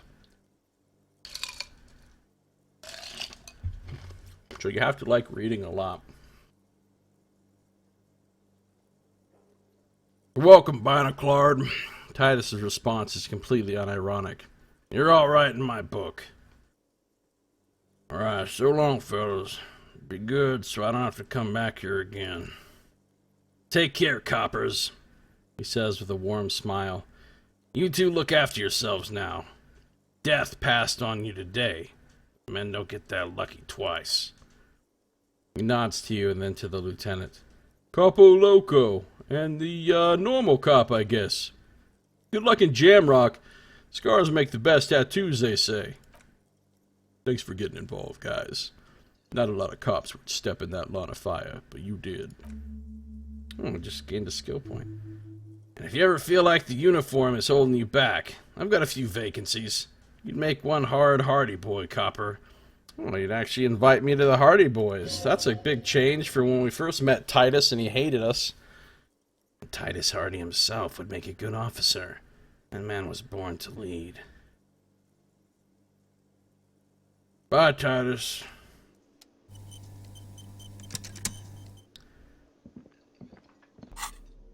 So you've got, like, I've got a gun now, but for most of the game I didn't even have a gun because your character's a cop, but you wake up with, like, amnesia, and you're like this super terrible cop where you're like a drug addict and a drunk and you've done, like, all this dumb shit, and you don't remember who you are or what you're doing, and you wake up, like, naked on the floor. And you've lost your badge and your gun and everything, and you don't know what's going on. But then as you go through, you find all these different pieces of clothing, armor, things like that that give you different bonuses. And I finally got a gun.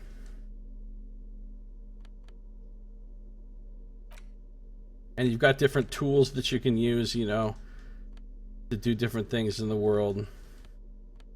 And drugs and alcohol that you can do that give you buffs. books that you can read, things like that.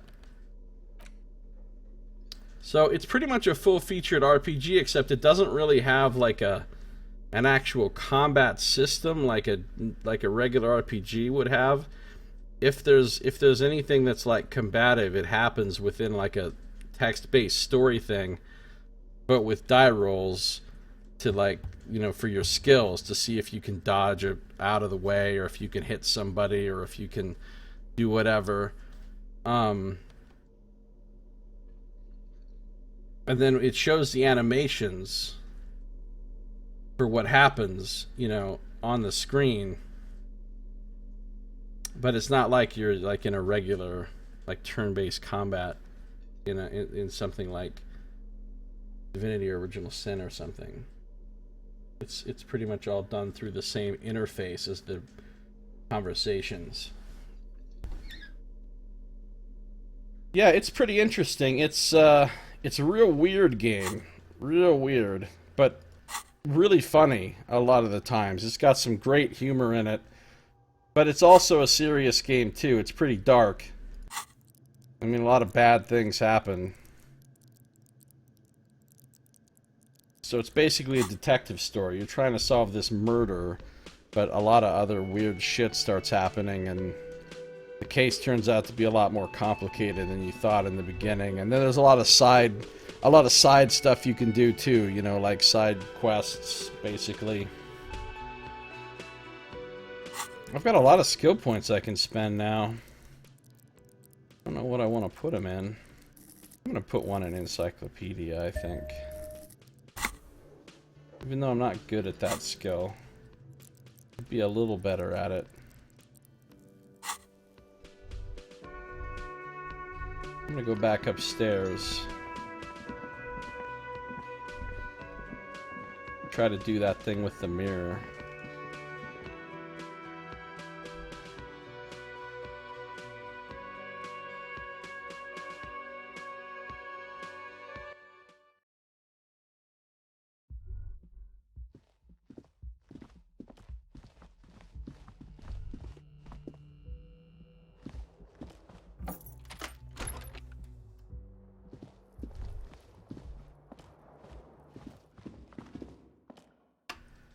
Okay, see what I can get that will help my encyclopedia skill here.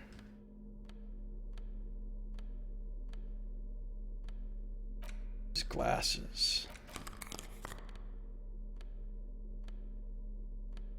It's sometimes when you're trying to put gear on to do a specific skill, kind of a pain because you don't necessarily remember which pieces of gear give bonuses to what, so you kind of have to like go through and I mean, somebody else might have a better memory than me and just remember what items add to what skills, but I don't really remember, so I have to kind of go through and look at them all. Okay, so I got a couple bonuses in Encyclopedia. It's a 3. It gives me a 28%, not very good. But I can also smoke a cigarette, which will give me another bonus.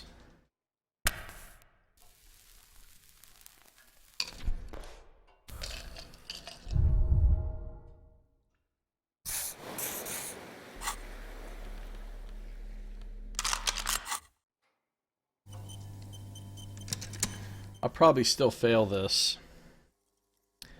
42%. I failed. Like the rest of you, it comes from a bad place somewhere in the past. That's all you know for now.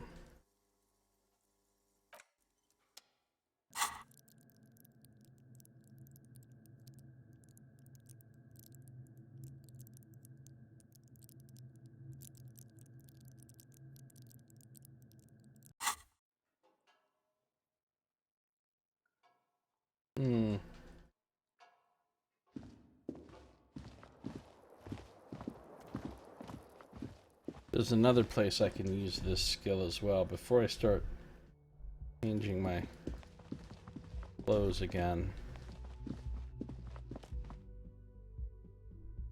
I can use Encyclopedia out on that statue, too.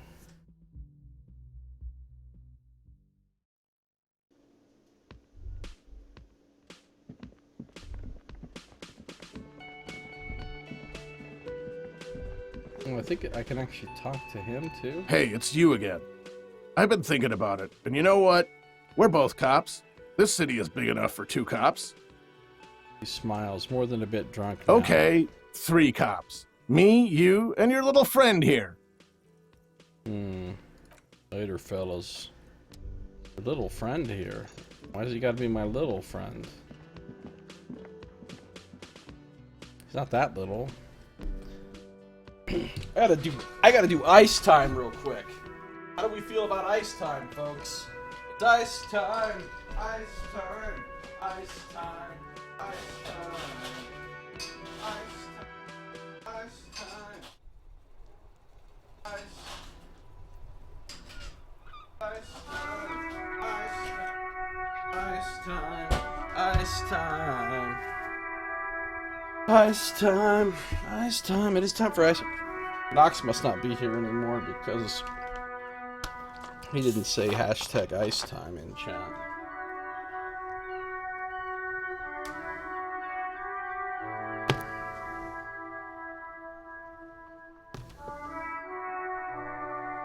Hey, Knox, you are still here.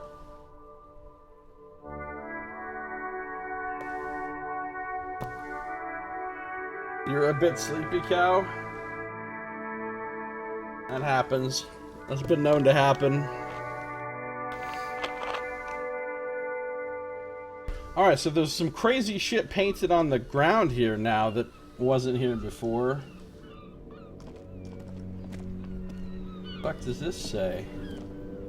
Un jour je serai de retour près de toi. Alright, I know we got some French speakers here. What's it say?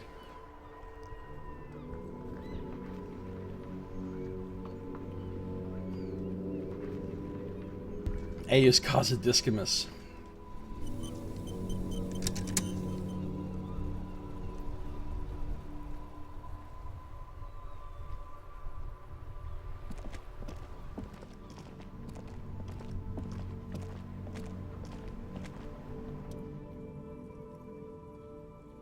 One day I will return to your side. The graffito has been painted over the traces of the fight that took place here. It smells of blood and heavy fuel oil. Smell of heavy fuel oil. And blood. Some of it is even yours. Heavy fuel oil. Isn't that flammable? Why would I set it on fire with a cigarette? Oh, well, of course I'm going to, because I'm a crazy person. Looks like Cindy the Skull finally found the words for her masterpiece. Lieutenant crouches, touching the fuel oil with his finger. Looks like it, yes. This is still fresh. It wasn't here yesterday. Deck back, Lieutenant. Of course we're gonna set it on fire. Nice. Secret task complete. Now this giant burning graffiti on the ground. The fuel oil catches fire immediately with an ominous hiss. A bright orange flash across the surface of the letters. Black smoke rises from the burning message. What if the words are not directed at the people of Martinez, or even the coalition aerostatics above the city? They're meant for something above even those. You've been policed, Martinez. Disco Elysium. The lieutenant has taken a small step back. He looks at your face, illuminated by the flames, and nods silently. Then the fire falters. The flames warmed him too. Not at all in a bad way. Let's go to that island. Slowly the flames subside, the fuel burning out. The air still smells of mazout and springtime. That was pretty cool.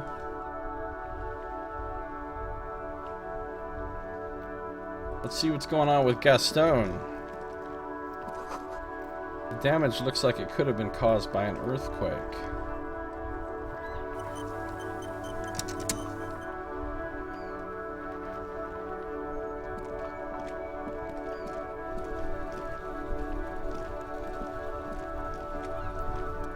Mon Dieu, you set it on fire. What kind of policeman are you? He looks at the plaza.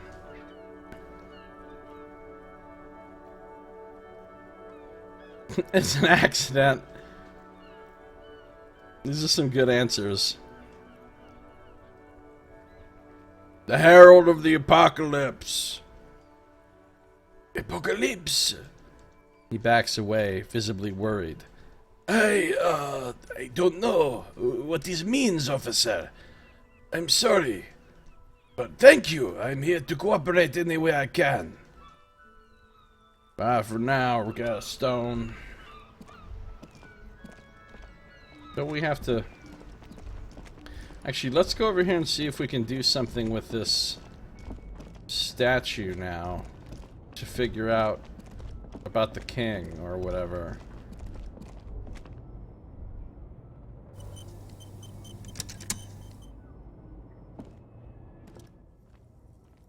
%83 now. Great. Made it. Even by the standards of the Philippian kings, old sumptuous Philippe was known for his profligacy. In what way? Well, he blew through the whole national treasury, starting the decline of one of the penultimate century's greatest superpowers, the suzerain of Revachol. His own maladministration foreshadowed the fall of the monarchy during the Anticentennial Revolution, an end to his family line, and the monarchy on the Insulindian Isola.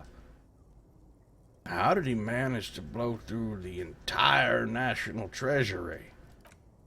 Stories have it that he had his bedroom converted into a treasure chamber, where he stored unfathomable wealth, Krugerrands, bars of gold, ornate weaponry, armor, and various chalices. He called it the Sol Aurum. It was obscene. There were whispers he slept on a huge pile of gold-dipped feathers like some obese dragon, instead of a bed like a normal person. That sounds amazing. Sleeping on a big pile of gold-dipped feathers.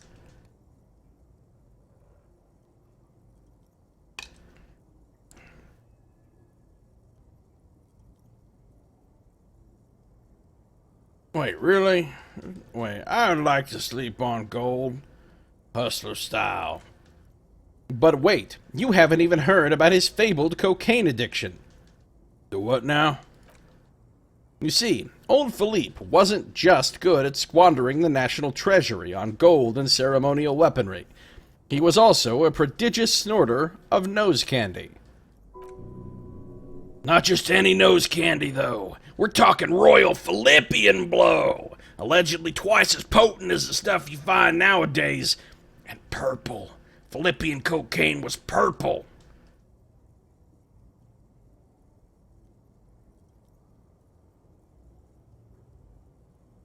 Okay, what is nose candy? Cocaine. This is a lot to process. His Majesty's courtiers said it helped him connect with the higher realms. Oh, he was addicted to nose candy. Bloated druggie? That's what the revolutionaries said, 150 years later, right before they emptied out the royal mausoleum and dumped His Majesty's mortal remains in the Insulindian Bay. Okay, where is he buried now? Beneath the cold waters of the Insulindian Bay, thrown there by the revolutionaries after they cleaned out the royal mausoleum. A group of marble plurants still surrounds the king's vandalized tomb. A deathly cold wind sweeps up candy wrappers and old newspapers. What happened to the statue? The original was blown apart by communards, then further damaged during the landing of the Coalition's airships during the turn of the century revolution, when Martinez was leveled. Most historians think the Coalition's hasty landing may have ultimately saved the statue. If the communards had more time, they would have reduced it up to even finer pieces. Who restored the monument?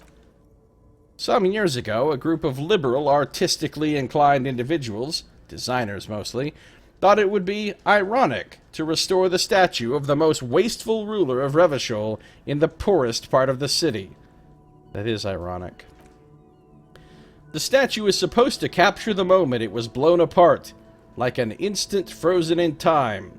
A rare butterfly, trapped in amber, floating on a sea of shit. I really don't get art. Neither do people in Martinez. The statue has proved to be controversial in a neighborhood mostly populated by the left-leaning working class. Philippe III's The Squanderer, however, with his bronze face up in the air, doesn't seem concerned about what the hoi polloi think of him in death. So we learned some history there.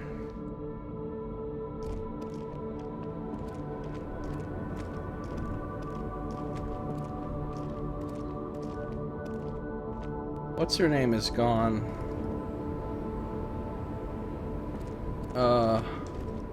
Isn't this where Hail Driver was? I think she's gone now.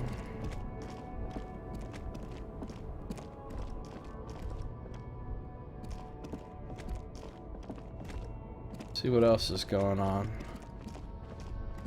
The strike is over, apparently. All of the strikers are gone.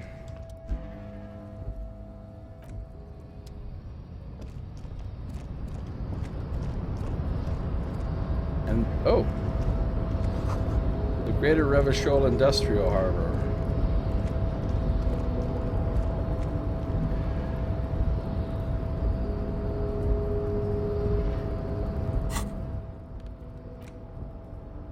I'm gonna go back to my regular clothes now.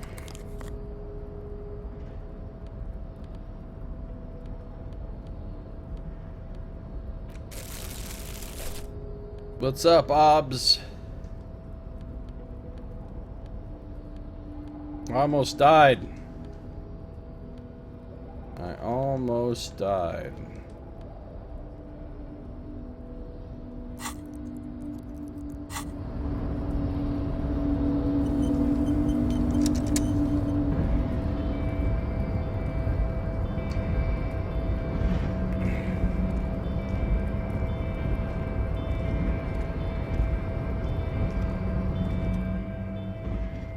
The boyadero stares at you with respect, then gestures toward the trickles of blood adorning your clothes.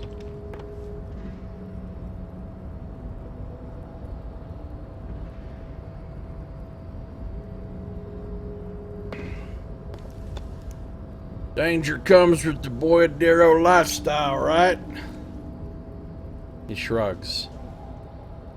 There are types of danger. The one I'm usually concerned with is lung cancer. Or getting mauled by wildlife, not bullets. It goes back to an older era, where this was commonplace, though. You have a true boyadero heart. Right. So where is everyone?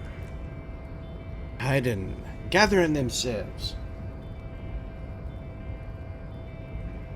The harbor's in full lockdown, friend. No getting in or out for the time being. Can't help me get inside? No, man. Not today. Today is war. He says it matter-of-factly, like it's no big deal. What's gonna happen next? Time will tell. He shrugs. I'll tell Everett you dropped by. I'm sure he'll be glad. He gives you a small wink. What will you be doing now, other than sitting in the normal spot where you always sit? I'll be okay here, doing lookout. He surveys the red flags straight from the harbor gates. Quite the sight, aren't they? Getting to like that red I am. Don't worry about me. I live to alleviate the worries of our brothers. See if any other insane killers turn up. Then I'll run. And leave. Try not to get shot, eh? I'm sure I'll be luckier than you, friend. His grin is as wide as a desert. So now they've got the big flags, the big banners of the Union are now hanging everywhere. So they've officially taken over. Even Measurehead is gone.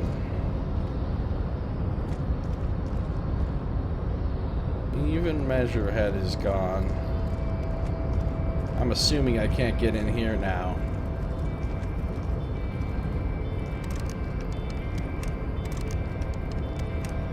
Okay.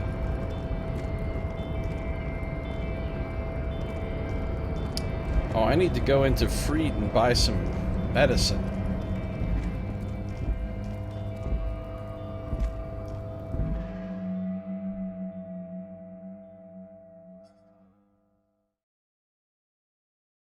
Hashtag adjudicated.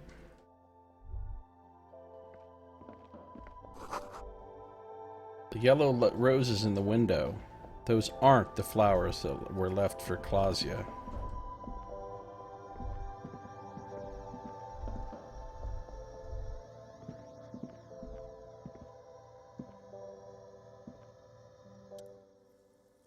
Is this about the questions again? Because I don't really know anything. Okay, she doesn't really know anything. I'm gonna buy some more cigarettes.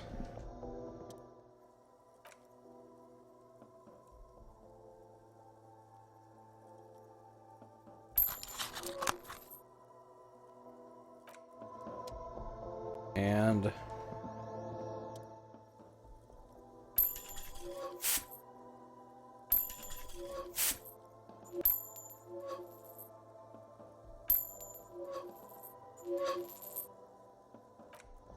there we go. We got 12 and 10 now.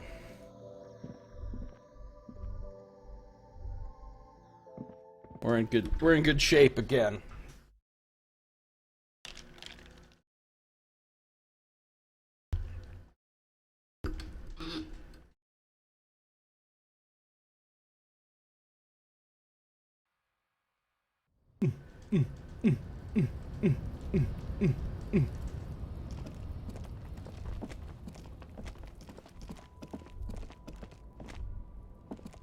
Alright, Tommy. What the fuck's going on with you?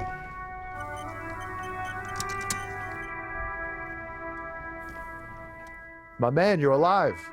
Almost, kind of, sort of alive. He assesses the situation.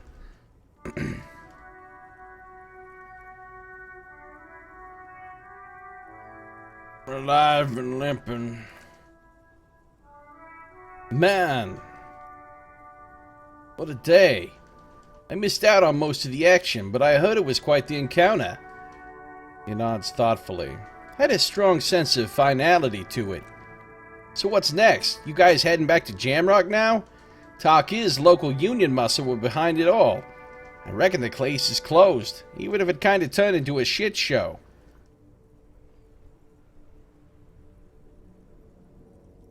It wasn't the local union muscle, by the way. Hey, that's just what I heard. Old wives' tale. So, what next? Tommy's the killer. And his bucket's the murder weapon. I'm still looking around. Loose threads to tie up. Good luck with that, my man. Ain't easy being you, but hey, you're still breathing, right? I met the lady driver on my investigation. Called Ruby. Okay.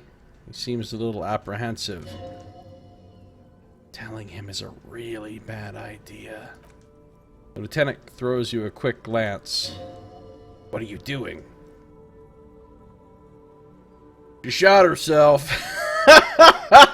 I'm very sensitive. What? cannot believe it. I absolutely fucked up. I shouldn't have gone after her. Okay. I told you not to go after her. I told you! He's hyperventilating. What happened? Is she... Dad? He can't say it. You've given him a panic attack. He's ill-equipped to deal with it. Don't tell me. Just back off and don't talk to me again, okay? I can't talk to cops anymore. I can't be involved in this shit. He cleans his hands of it. It's too much. Let's go. The lieutenant is too tired to be cross with you. He just wants to go. Just walking up to Tommy makes me lose morale now. Out of old habit, he still snaps his fingers at you, but then stops immediately, realizing what he's done. He does not want to talk to you. Today, tomorrow, ever. Okay, well, you ain't gotta be a dick about it, Tommy. I just thought you'd want to know that your friend was dead. And that it was my fault, and that it was also your fault for putting me on the trail of her in the first place.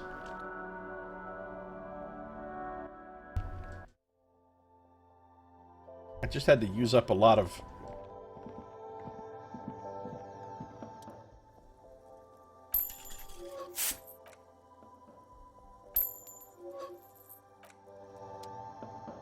Okay. I'll make sure I don't run out.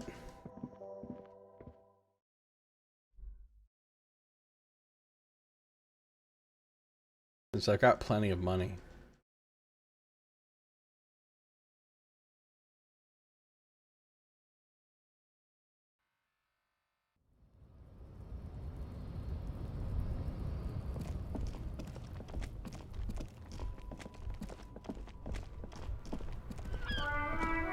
Alright, let's radio some people.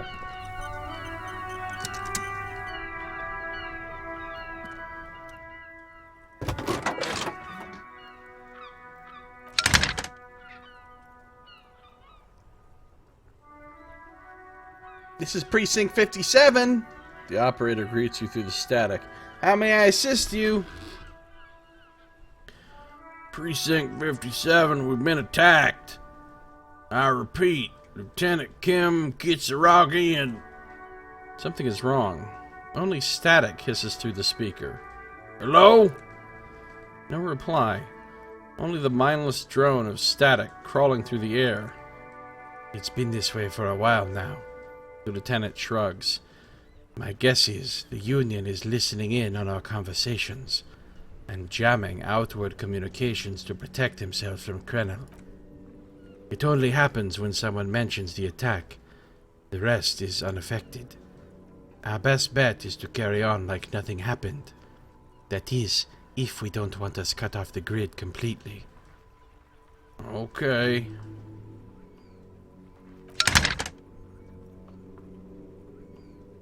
Connect me to the 41st. Alice, this is Firewalker.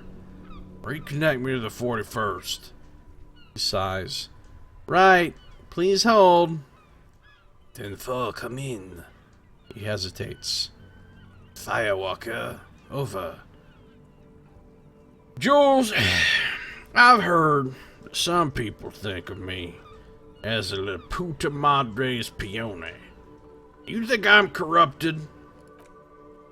10-4, sir.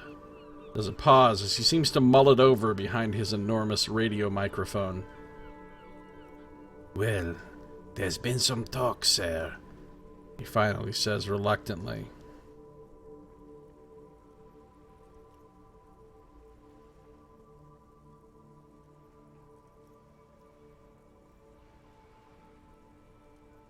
Some talk? What does it even mean there's been some talk? Do they think I'm corrupt or not? I only meant that there's been some talk in the station, that's all. But there's always some talk in the station. You know how officers in Jamrock are. But then again, some of us truly are on the take. It's unfortunate. Over. Well, that's all for now. Roger that. 10-10, over and out. With those words, the cabin becomes silent again, the radio microphone resting on its hook.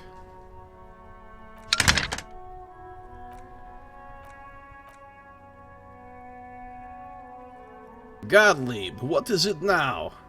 There's not the slightest hint of wanting to know the answer in that familiar, raspy voice.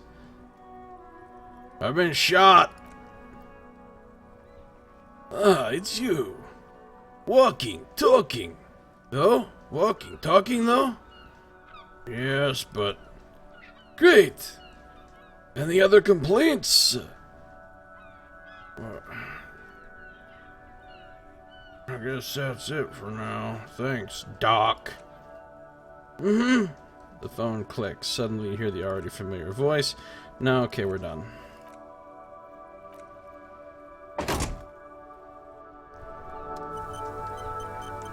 He was really helpful there. He was really helpful, as he always is.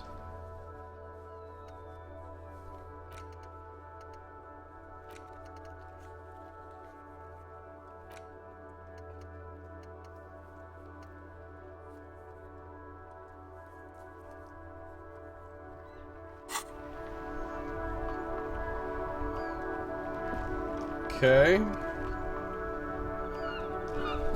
Let's see what else is going on here in the big city. What's up with Kuno? He's still here.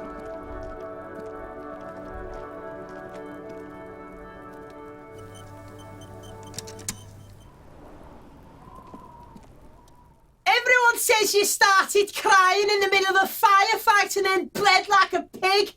I guess that was cool. Fucking Kuno. He shrugs. Who's saying that? People! They say you kinda died for a moment. That you let your shit out already, but then come back. So, I guess that's what's cool now. Just don't think 'cause you got half your dick shut off. And you're an invalid now. Kuno's gonna treat you different. Kuno doesn't reward weakness, he says, looking at your pathetic limp. It's business as usual with Kuno. Kuno's cold like that. Feels good for some reason.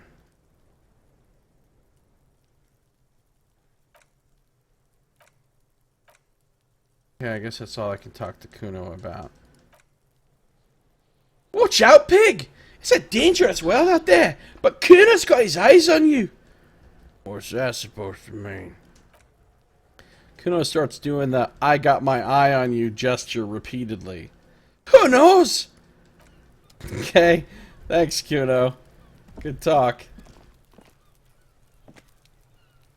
I'll die before I squeal, pig. Alright, fine.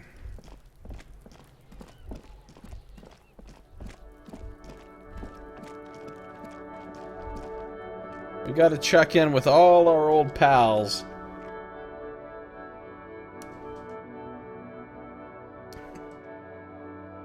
In the aftermath of what went down.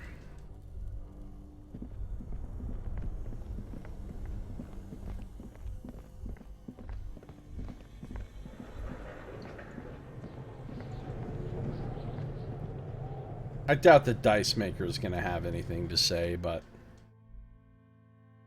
one never knows.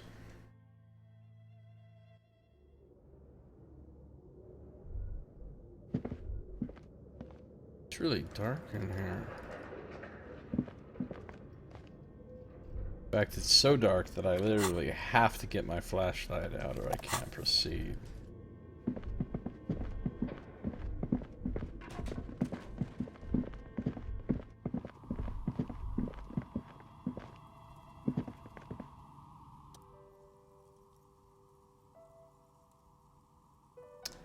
Yeah, I can't ask the Dice Maker anything new.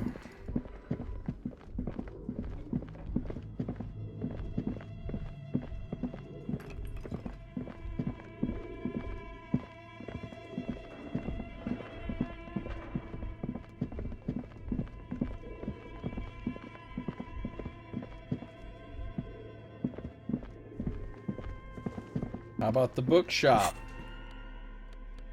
Going in armed. I'm going in hot. Just in case. You never know when there's going to be a gun battle at this point.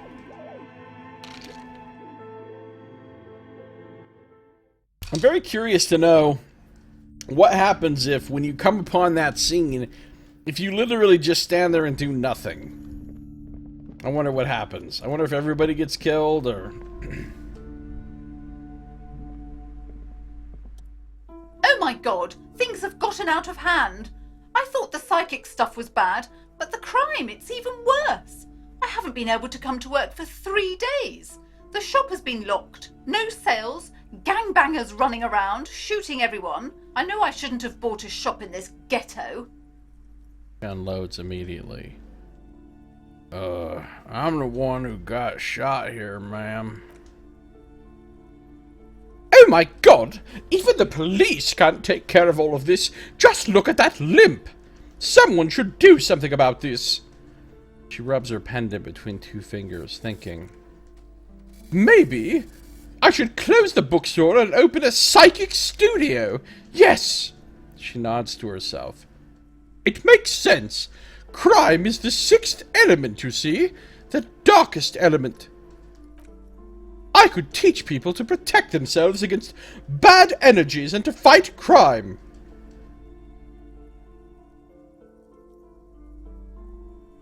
Nod. Sounds like a plan. Life must go on after all. Yes, what Kim! Fucking Kim. What Martinez really needs is more vigilantes roaming the streets. Exactly! It's a brilliant idea. Thank you, officer. I'm going to start drawing up business plans right away.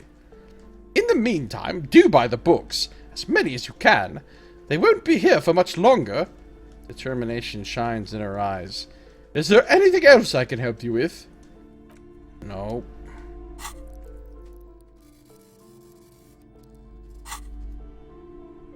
No. 51%. Insulindian Miracle is taking a legit forever.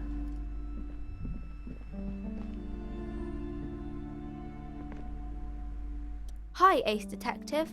Are you here for more books? Okay, bye.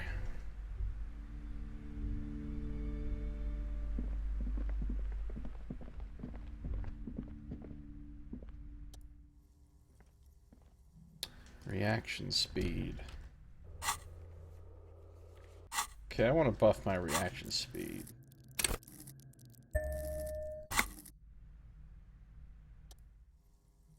%. Let's see what we can do about that.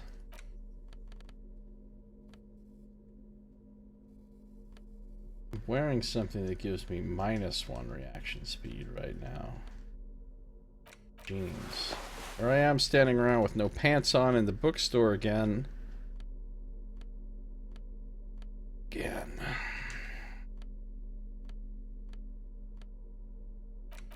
I can put the Royal Carabinier pants on, though.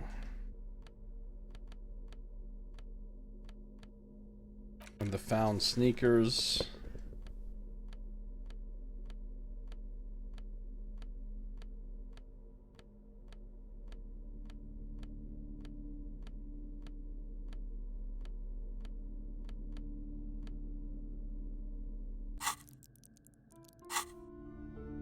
And I can also do some speed.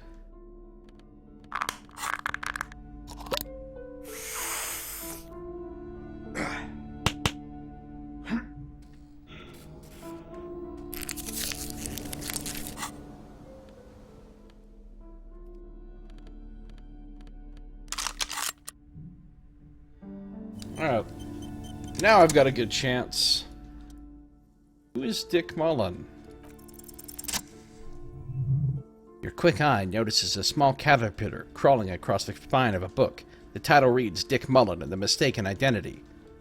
What do we have here? Mistaken Identity? A worn paperback from Dick Mullen's classic hard-boiled phase. The premise seems to be that Dick Mullen is framed for the murder of his best friend and has just a few days to prove his innocence. Why does this speak to me? Could it be the motifs of unstable identities and shocking betrayals?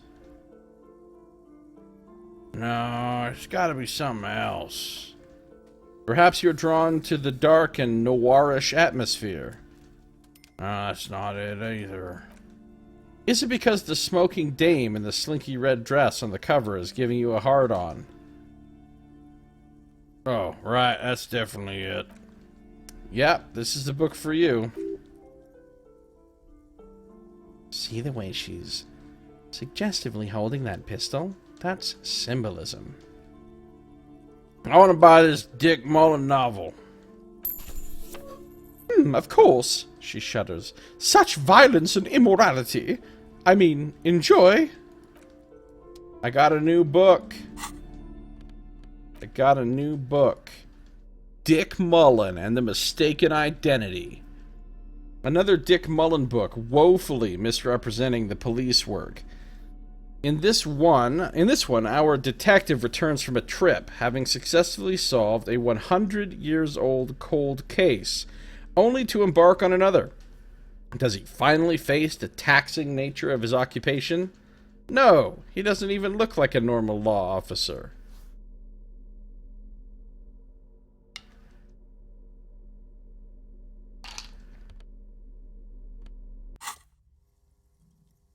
In your hand, you hold Dick Mullen and the Mistaken Identity. The brittle paperback feels fragile to the touch. Cover. Put the book away. Examine the cover. The cover features a pastiche of different scenes. In the foreground, a man in a dark overcoat clutches a pistol to his chest. Rising up behind him are two silhouettes wrapped in a passionate embrace. The tagline reads, Detective Dick Mullen must prove his innocence after an old friend is murdered by someone who looks just like Dick Mullen. That seems to sum up the premise nicely. Needless to say, it violates nearly every RCM regulation for a detective to investigate a murder in which he is a suspect. Are you really reading that, Detective? I really need to know who this Dick Mullen guy is. Good luck finding it. He's not much of a character, I think you'll find. Just a stand-in for the reader. I'm reading it. The story opens with a knock at the door. Detective Dick Mullen is greeted by an old friend, Charlie Spillane, who's come to Mullen to ask a favor on this dark and cold night. Spillane needs Mullen to drive him in from Vesper to a small town along the Insulindian coast. Despite his friend's apparent agitation, Mullen does as he's asked, then returns home where he passes out drunk, as he does most nights. An extremely unprofessional and hurtful stereotype that's offensive to all upstanding officers of the law. But also extremely accurate in your case.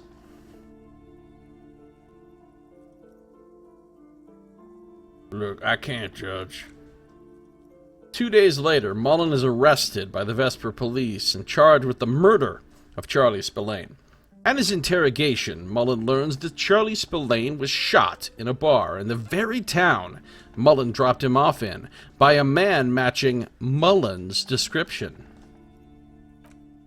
Desperate to clear his name, Mullen manages to convince the Vesper police to release him for 3 days so that Mullen may solve his friend's murder and prove his innocence. Cops release their prime murder suspect so we can find the real killer? Are you shitting me? What's the matter, Detective? The lieutenant turns to you with a start. Look, I don't know who's writing this shit, but I get the feeling they aren't experts on homicide investigations. The lieutenant shrugs, resigned to the idea that his profession will rarely, if ever, be accurately represented in art and literature. Okay, so Mullen didn't do it. Of course Mullen didn't do it. That's the whole premise of the book. Anyway, Mullen returns to the seaside bar where Spillane was murdered and meets a beautiful, mysterious woman named Deanna Deneuve. Nice, a dame. And not just any dame. She's truly one in a million, a knockout whose mind is as dangerous as her curves, but she's got a secret. Sounds like my kind of woman. She's any man's kind of woman, according to this book. Are you sure about that? Something about her gives you a bad feeling. What kind of secret is she hiding? You couldn't handle a woman like that. Oh, failure. Wow, you need a lot of composure. You couldn't handle a woman like that. Look at yourself. You couldn't even handle your... Stop! Don't say it! Don't say what? Nothing. Forget it. Go back to your story. Now it's getting interesting. Deneuve reveals that she was Spillane's lover and that he was mixed up with a local amphetamine smuggling operation.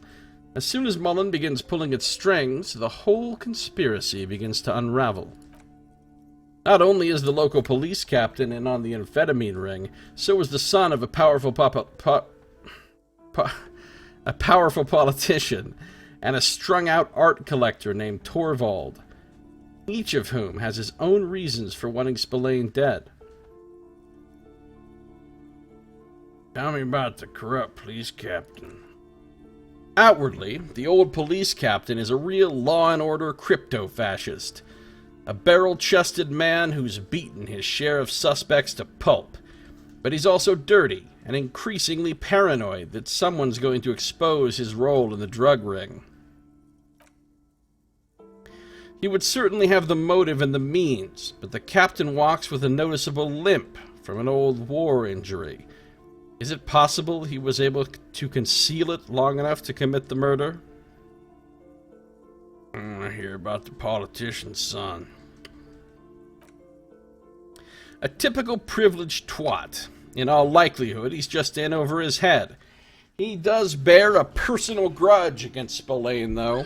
A former prosecutor who nearly brought down his father's administrator.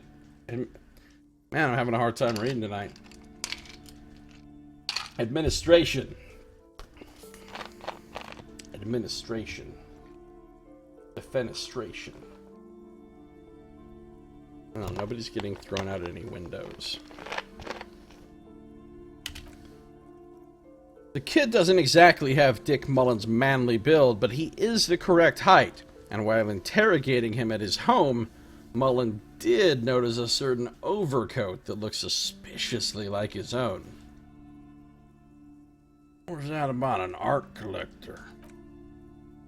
Torvald the art collector is a strung-out mess. Frankly, it's hard to imagine him holding a pistol steady enough to actually hit someone, let alone plug them 3 times in the chest the way old Spillane did. That said, Torvald and Spillane have a long history, and while interrogating him, Mullen discovers that Torvald was once involved with Deanna Deneuve. Could it be that this is all over a sordid love triangle? Okay, let's get on with the story. One evening, Deanna Deneuve comes to Mullen's hostel room in tears. The two of them drink half a bottle of vodka, and soon they're seeking comfort in each other's arms. Yes. Comfort and pleasure, the warmth of another human's touch, the burning taste of liquor on her full, sweet lips. Well, that testimony won't be admissible any longer. Nice. Get it, Mullen? As the two lovers share a post-coital cigarette, Deanna Deneuve turns to Mullen and says, "By the way, Dick, there was something else I meant to tell you." She's the killer.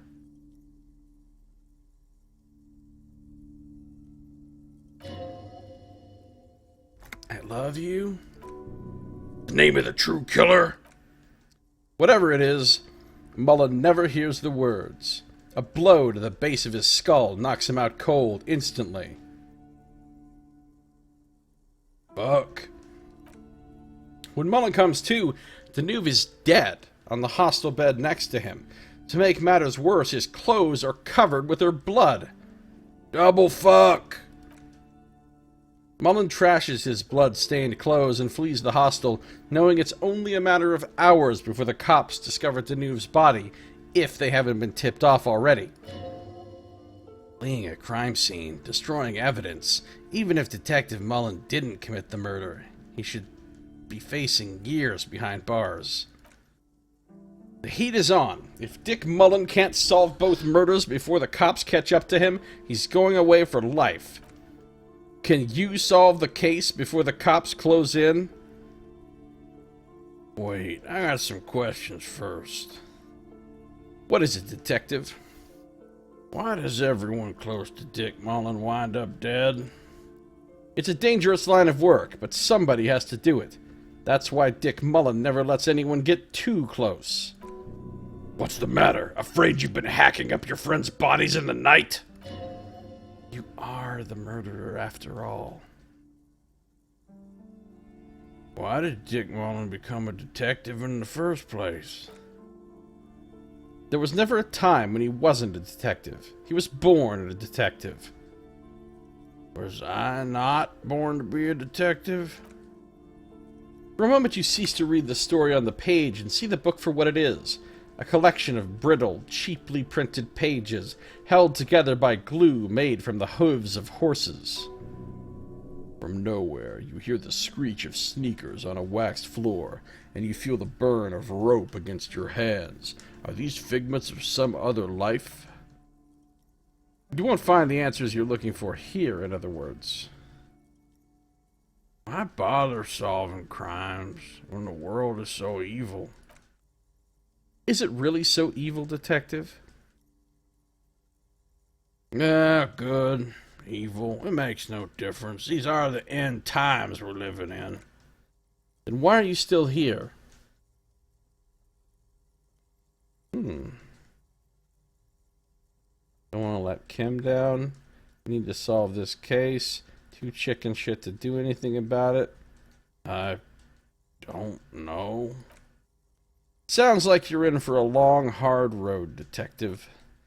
But then, what does this book know? It's just a poorly made piece of pulp garbage made to be consumed and discarded. I don't have any more questions. I figured it all out. So who did it, Detective? Who killed Charlie Spillane and Deanna Danuve?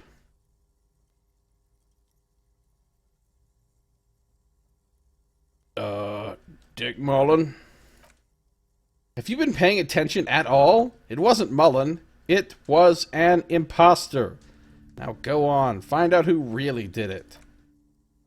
You begin furiously flipping through pages. Even as you know these books follow a series of well-worn tropes, you find yourself completely engrossed. You're turning pages so fast you don't even notice the ancient spine coming unglued.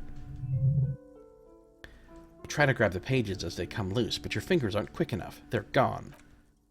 Dozens of pages scatter across the floor. The last fifth or so of the book seems to have been lost. It's possible that you could gather and reassemble the pages, but it would take way too long. Stupid old horse glue. Ah, yes. The problem with mass-market paperbacks. They're not made to last. Perhaps this is a sign that you should get back to solving your own murder, eh, Detective? In your hand, you hold 4/5 of Dick Mullen and the mistaken identity. God damn it. God damn it, I want my money back. I want my money back. Ooh, we used up some good time there, though. We're at 82% on Insulindian. 82%. 82%. Hey, Spiz, how you doing? Zang in the house. What's going on with you? Dennis was here a little bit ago, but I think he's gone now. Oh, he's still here. What are you all up to? What are you up to, Spizang?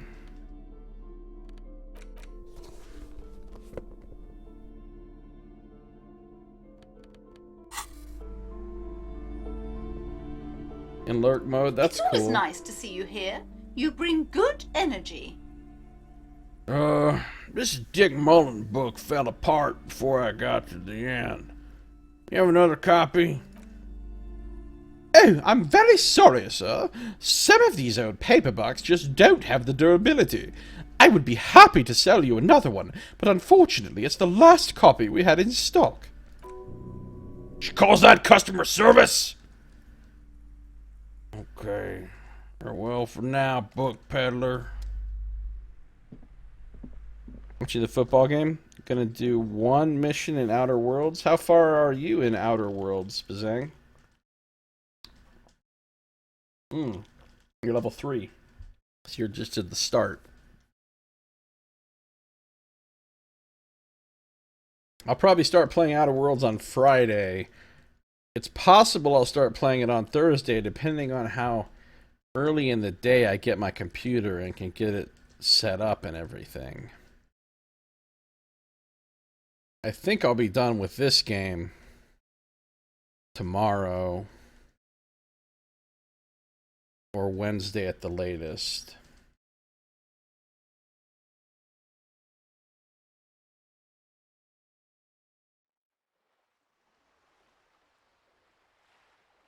Done with my first playthrough of this game. I'm going to play through it a second time with the opposite build and see all the different stuff.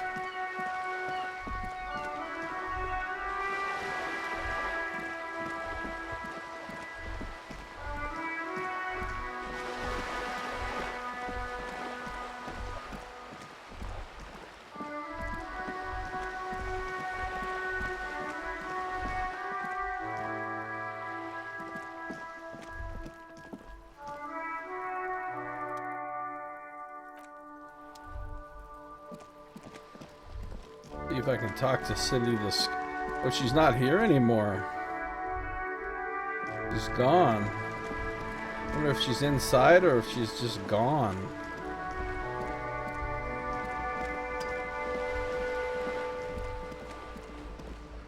Let's go in here.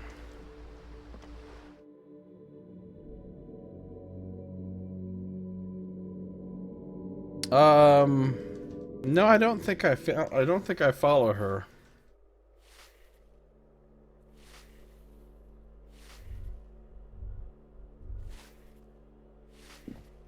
Oh, she was giving out all kinds of codes, huh? That's cool.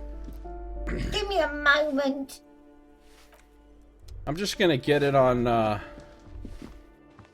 Microsoft Game Pass.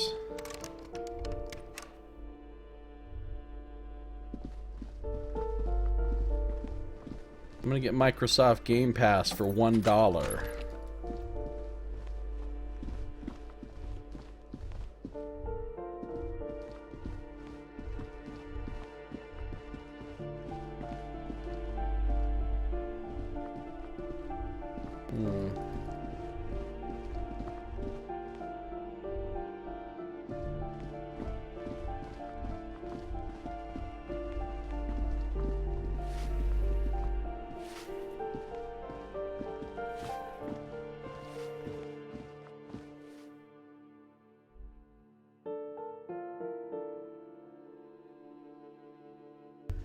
I'll probably end up keeping that Game Pass sub for a good while. There's a lot of good games on there.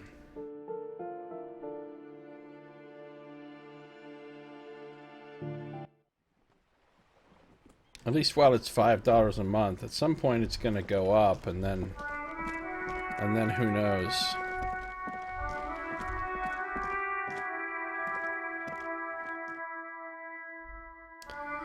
It's $5 a month, Dennis, but the first month is only $1. Right now, anyway.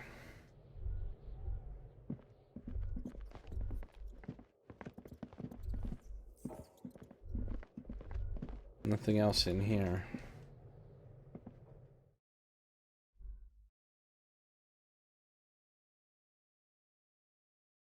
What is the difference between the ultimate and the normal?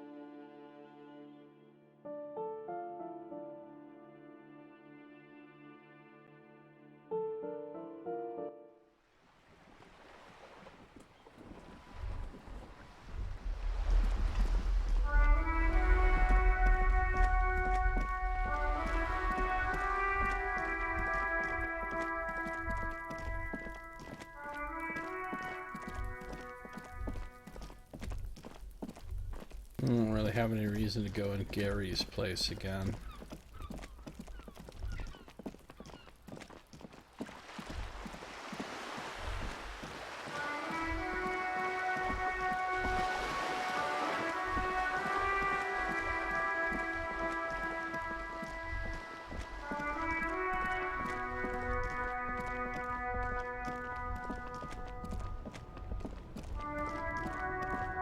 Hey, he's back. Si Lang. Wow. Wow, what? A cop limping down the street, bleeding from the shoulder, face bruised, looking like hell? You know what that is? Cool. That's cool.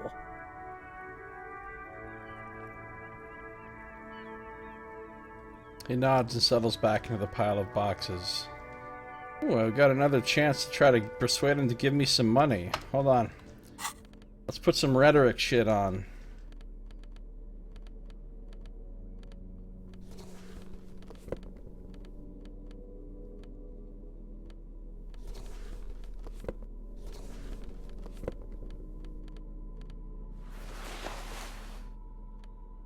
Oh, Xbox Gold is included in Ultimate. Okay. I don't have an Xbox, so just the PC one, the regular PC one would be good for me.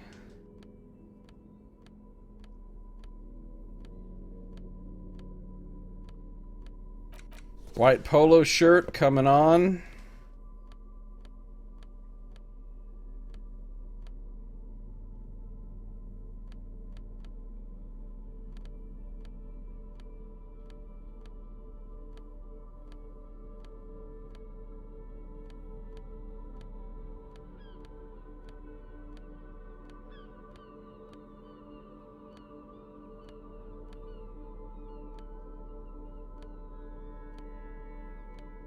Really? All I have is the white polo shirt for rhetoric, huh? Time to have another cigarette.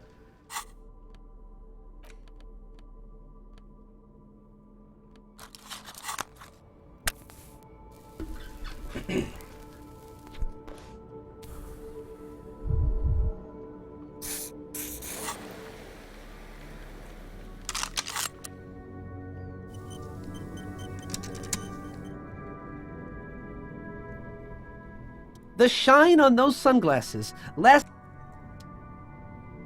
Everything's still cool here, officer. Alright, we're up to 83%. Let's see if we can get some money from this guy. Start with a little compliment, then work your way up from there. This is about business, remember? Gonna be lurking, gonna boot up Outer Worlds. Alright, cool, Spazang. Cool, cool.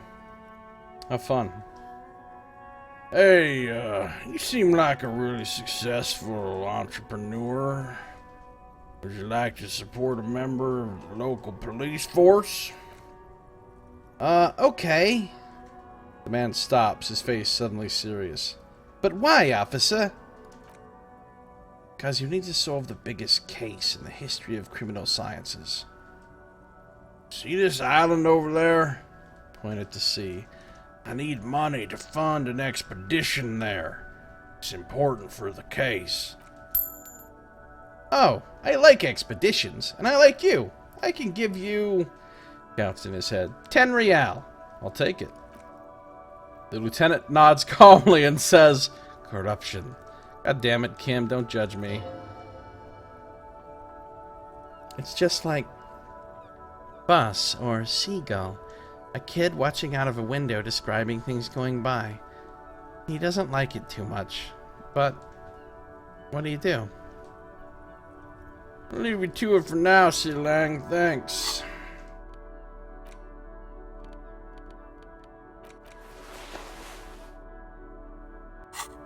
Alright, he just gave me 10 bucks.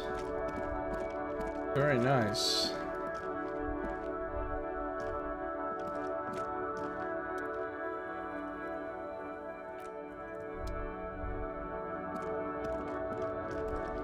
I want to figure out how to get over to this area. Past the Delta Logistics Company truck.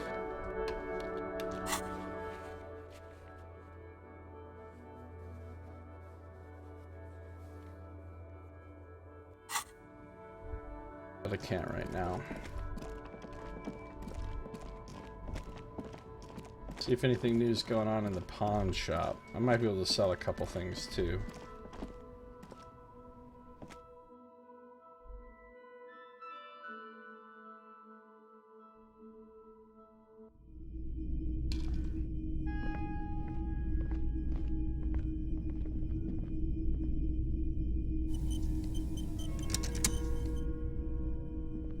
Between you and me, this is why I don't get involved in local politics.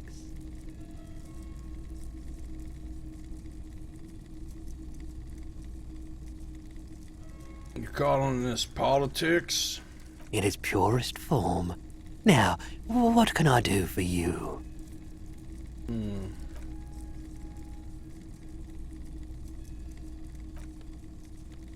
Okay.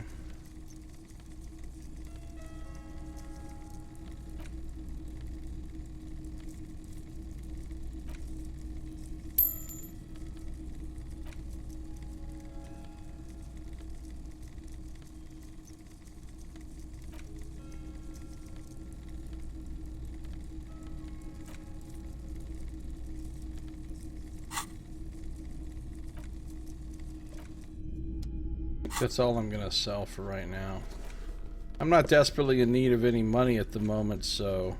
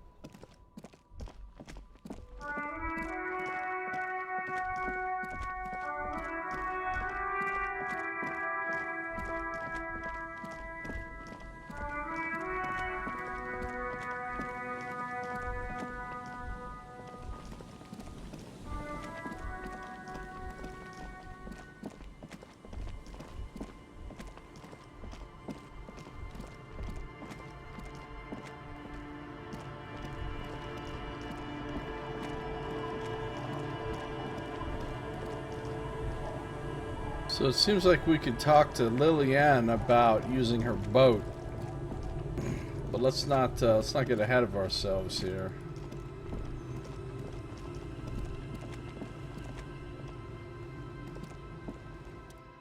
Our tenant, the policeman. I hope the waves don't keep you up at night. What can I help you with? I got shot. Even I can see that. I told you not to bring your trouble with you, policeman. We've got troubles of our own here. Though I suppose you took the worst of it. Turns out you were your own ill omen. The woman chuckles to herself. I guess you were right. The men with guns were coming for me after all. She nods. I'm not sure those were the last of the men with guns either. There are always more coming for your kind, officer. Alright, bye.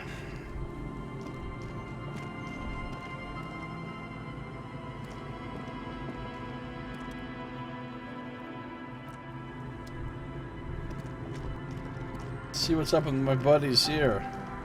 Same here? Lurk mode? Okay, Seraph. Cool. Danko. There's no Abigail action. The legend! He's back and thirsty.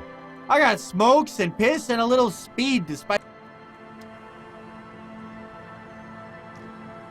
Man, you're like bleeding there. Reality's really messed you up.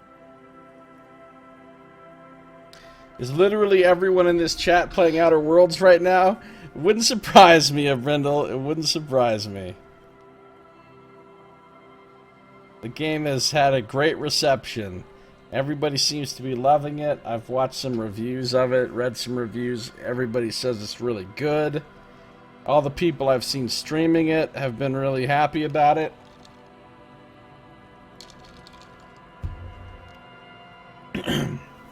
I'm really glad to see that Obsidian has knocked it out of the park.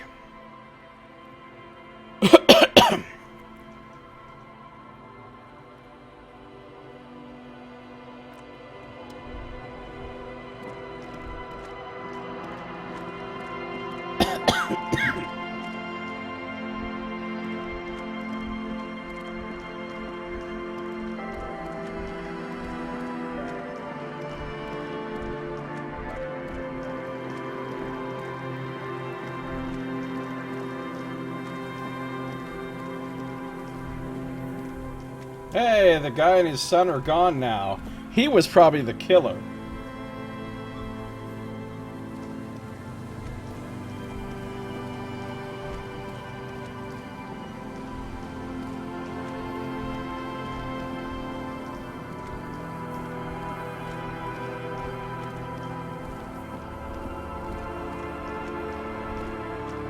We're gonna run into him again. And he's gonna murder us.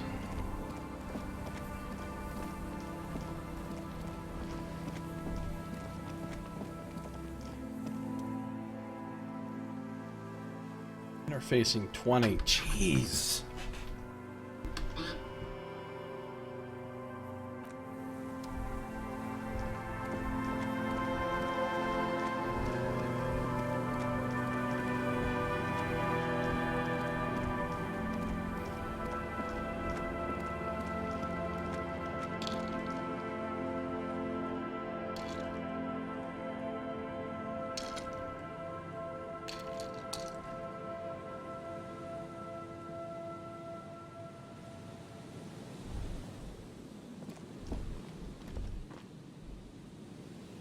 Probably nothing else going on in the church here, but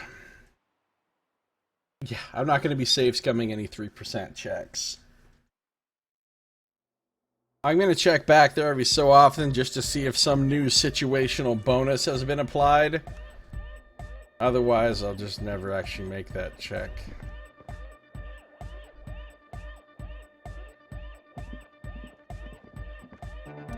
Oh, hey man, it's good to see you.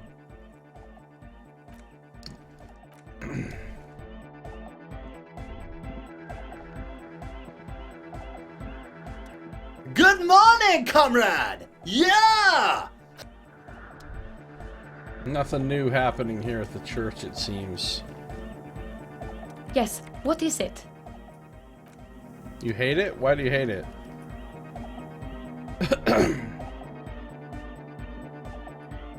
Yo, man, what's on your mind?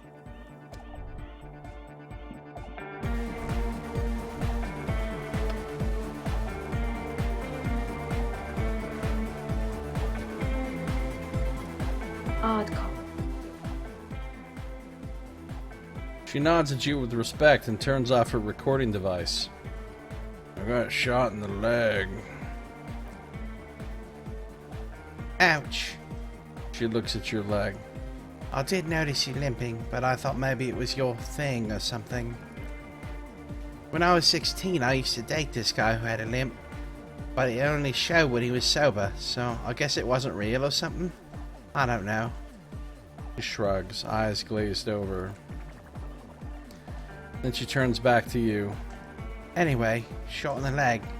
I'm sorry, man, that must suck. 14. Alright, hold on. I should be able to improve my chances on that. Now I've already forgot what clothes give me reaction speed. Probably the Royal Carabinier pants and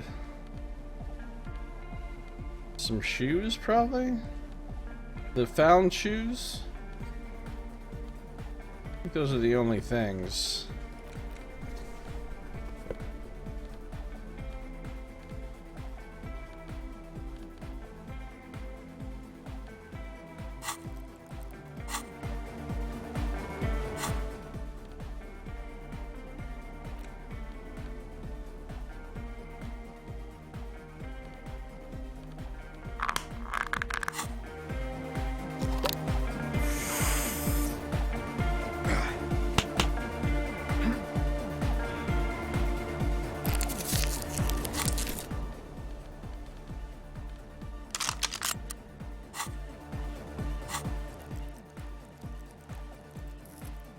It's up to a 5. That isn't awful. Odd cop. Damn, 28%? Ooh, double 6s! O Passaro de Argent, it flutters by your ear. It's what the Zemliaki, the Gradian community in Revachol, call a person who never breaks under interrogation. It's an organized crime term. O Passaro de Argent. Excuse me. Casually brushes her hand through her hair. She's attempting to remain calm, but the phrase made her flinch. I remember now. It's a Zemliaki term. For someone who won't break under questioning. An organized crime term. What do you mean? Silver Bird. Alright, she concedes. My father was a Zemliaki. He died years ago. He was a bad man. Not a lot of good things to say about him and what he did. He bought the family a huge house, so we got to live, at least temporarily, in a giant castle in Jamrock. And then he died. What happened next? What do you think? The competition came and took everything away. It was like in a war zone. She's gritting her teeth. So after his death, we had nothing else. Nothing left. And we were in danger. My mother had to change her name. Mine too. We left it all behind. You sure about that? What about this drug lab plan? It was a stupid idea, and I'm still disappointed I came up with it. Aren't there any local authorities who might look down on such activities? I took that into account, of course. Coordinated the operation with the debiteurs, as they might get unhappy. So what you're saying is, Everett authorized this? Not in person, but I let them know. You can't do anything without the fat ones getting wind. It wasn't too difficult to convince them, really.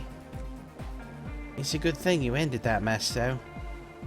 Felt I was turning dad-wise into a corrupt business person. Unpleasant. Come on, this is all fine, but you don't have anything on Everett now. That's not how these things work.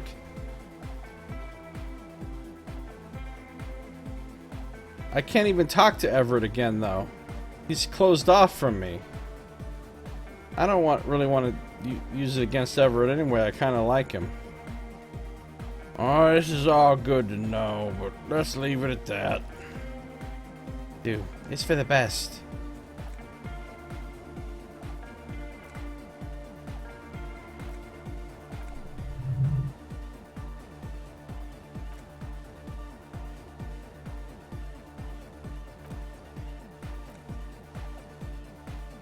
Alright, but we've already got the info from her.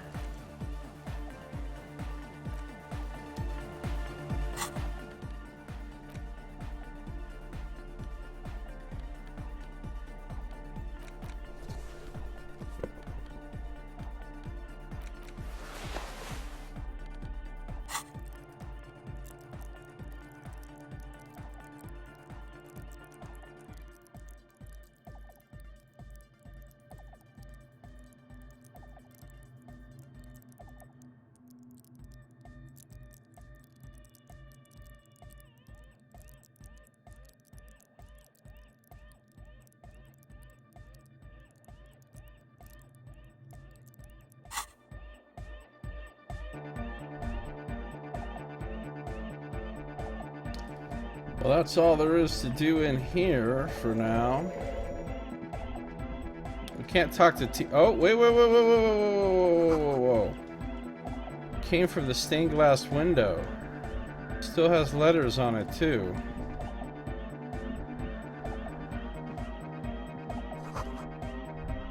Cool, so this is where they set up the drug lab. Yeah, no shit.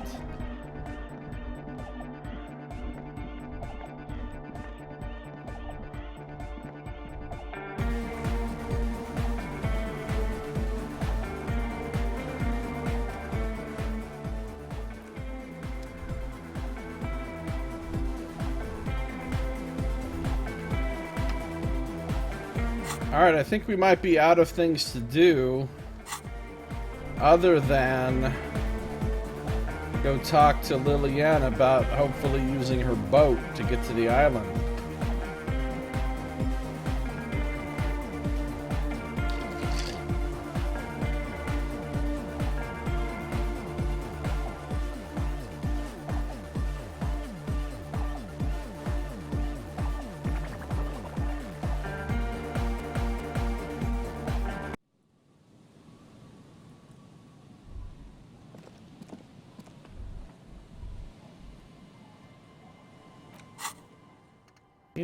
%.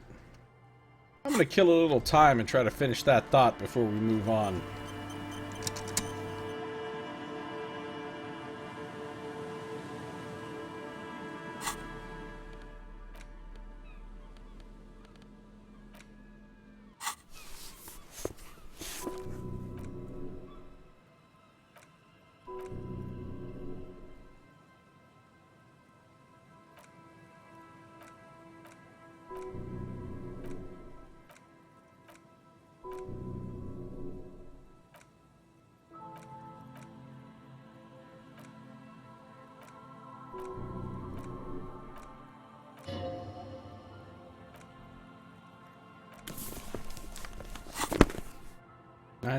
%.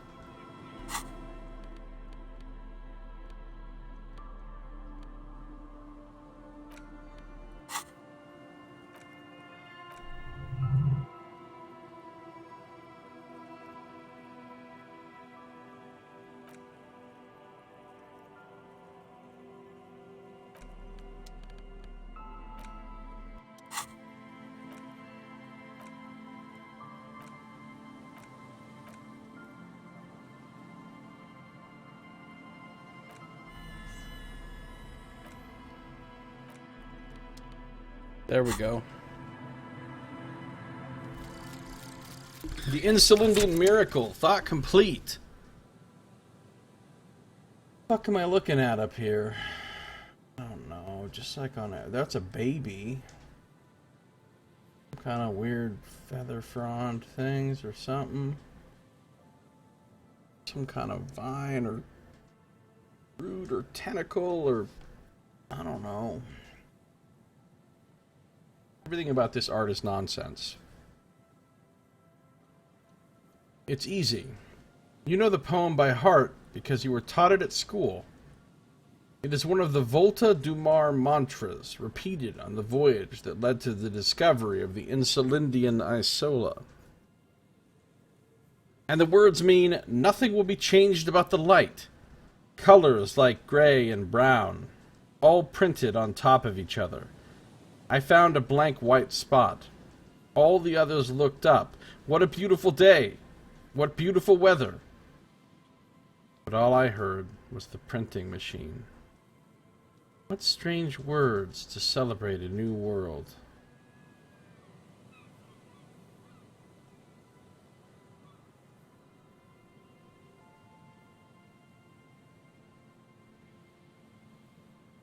Interesting. All white checks unlocked. Not really much of a benefit, since there wasn't really any white checks that I haven't done that I really gave a shit about or had a chance of doing. A lot of these that it's showing right here, I've already actually finished.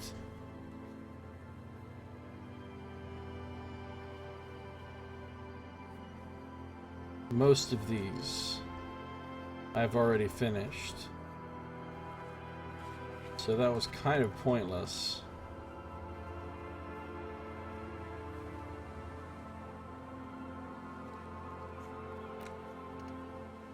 I was hoping it would give me something better than that.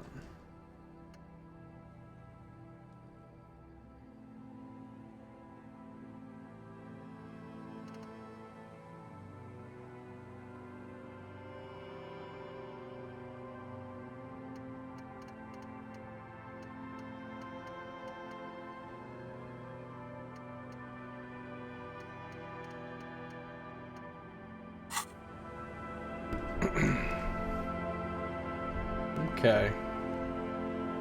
Now it's time to go back and talk to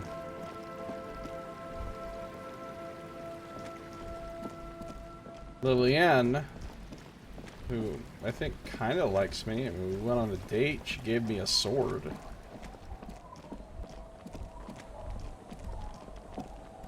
So she might be willing to take us on her boat.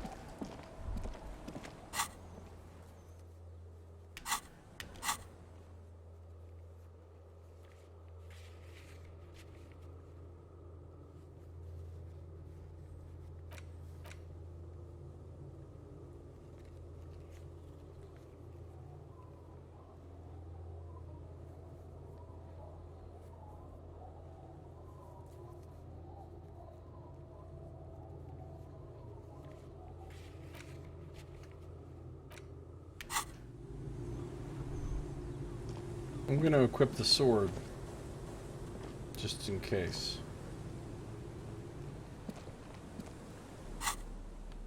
So she knows I still like the sword she gave me.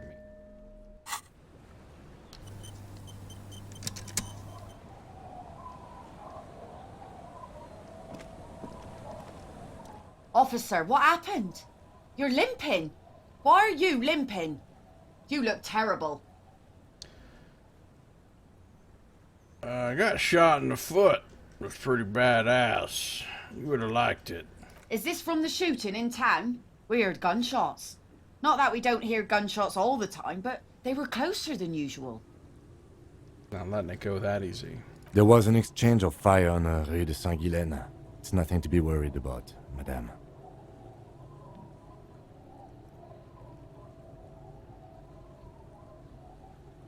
You should see the other guys. They're all dead. So you're a killer. That's good, I guess. I guess. Better than being dead. She nods solemnly. Scoff in a masculine manner.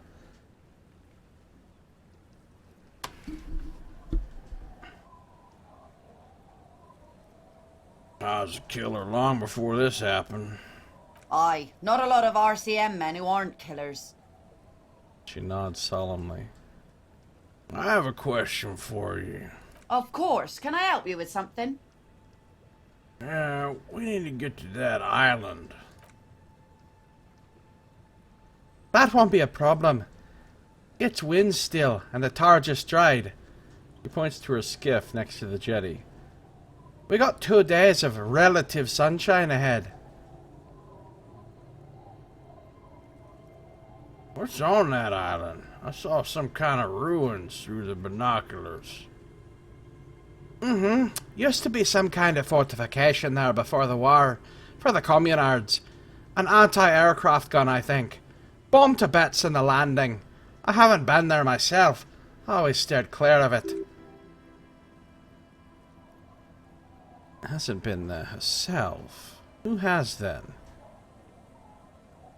Well, you said you haven't been there yourself. Who has then, if not you? My husband used to drink there. Him and his drinking buddies. Always seemed like a bad place to drink to me. People died there during the landing, you know, my mother told me. She looks around. The kids sometimes go there too. I know they do. On rafts. I tell them not to, but they bring back old bullet casings and such. Which kids? The twins. She points to the 2 kids playing on the concrete yard. God forbid they bring the girl along on some rickety barge. Can we maybe ask your acquaintance about that place before we go? Would that be alright? Be my guest. She looks at the boys. They have a strange way of talking. See if you can get anything useful out of them. I seldom do. Is there anything else I should know about getting there? Well, most of it's sunken. Underwater. That means concrete underwater. Cut your boat if you're not careful. Be sure to enter from the south side. Water's deep there.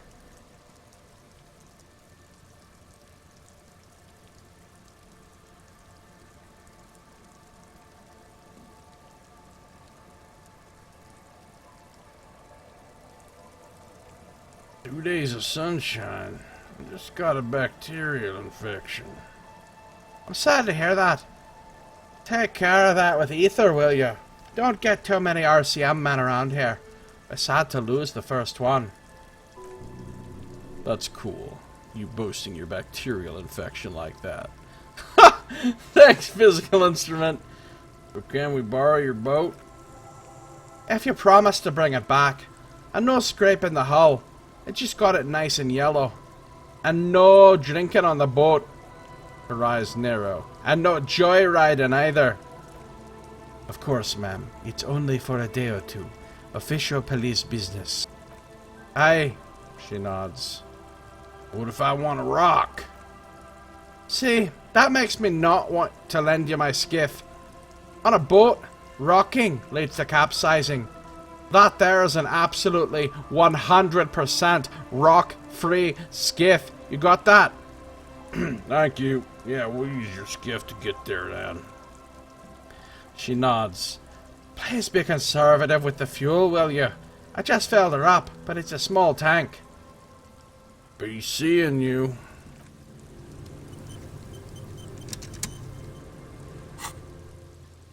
Be seeing you. Lillian mentioned they might have been there on a raft. The twins are on a concrete yard in the middle of the village. Yeah, I know where the fuck the twins are. This ain't my first time in the village, y'all.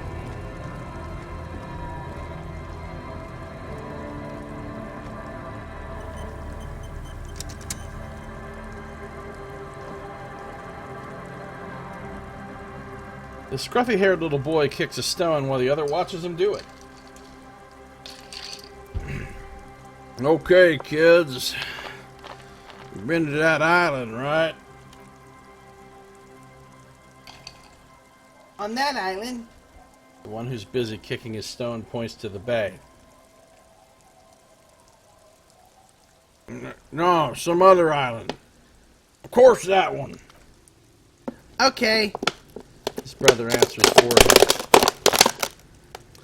I'll need you to tell me what you know about it. What's on the island? That's, nothing? The boy pauses to think with his finger in his mouth. It's just a sea fort and some plants. You could take a raft there. It's great. And the other one butts in. We make a fire. We make a fire. His brother nods. Gather the sticks for the fire. And bullets. Or not real bullets, empty bullets. What then? There are lights. The fire guy comes and asks us to put the fire out. Someone lives on the island? No. The boy answers, shaking his head vehemently. His brother looks at him, then at you. Yes, he says. The lieutenant raises his eyebrows and whips out his notebook. Let's go with yes. Why is he the fire guy? Because... Boy pauses to think. Because he has to put the fire out. The other explains. Why does he ask you to put the fire out? I don't know. He doesn't like it. He doesn't like people to be there. You shouldn't go. Yes. The other one adds laconically, standing with his hands glued to his sides like a little tin soldier. A suspicious request. Made out of fear? Is there anything else you can tell me about this guy? Age? Does he live there? No, he doesn't live there. I don't think. No, he lives there. The other nods. He's been there twice, 2 times. Huh. The first one pauses to think, then comes to some kind of conclusion. He doesn't live there. He isn't there sometimes.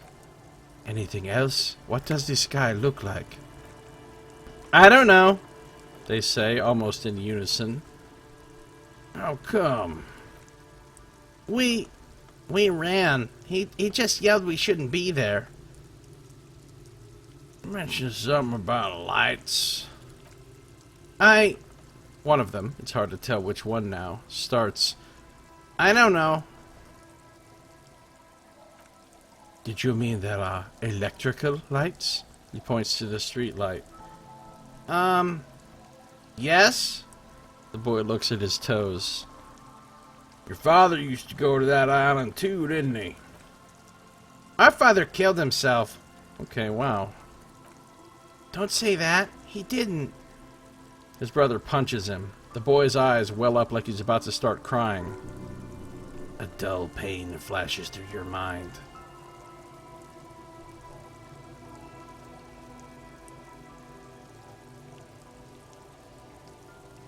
He killed himself, all right. Shut up. The lieutenant jabs you in the ribs with his elbow, then turns to the boy.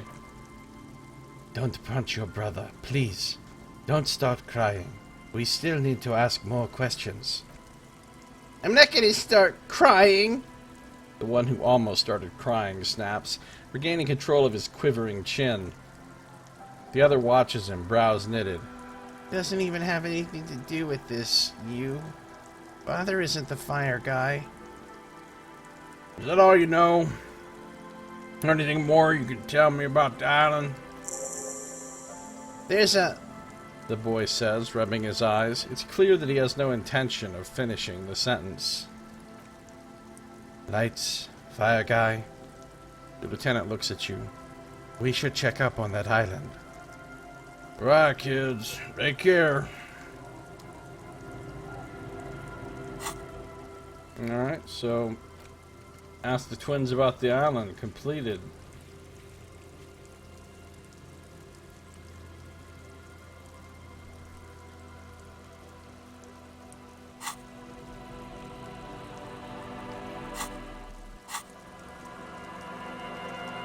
Yes?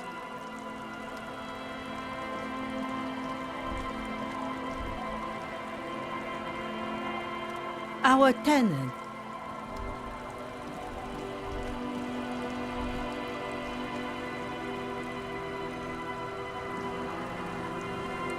Be careful out there. Sea's calm as death, but still, there's ruins underwater. You can scrape the paint or worse.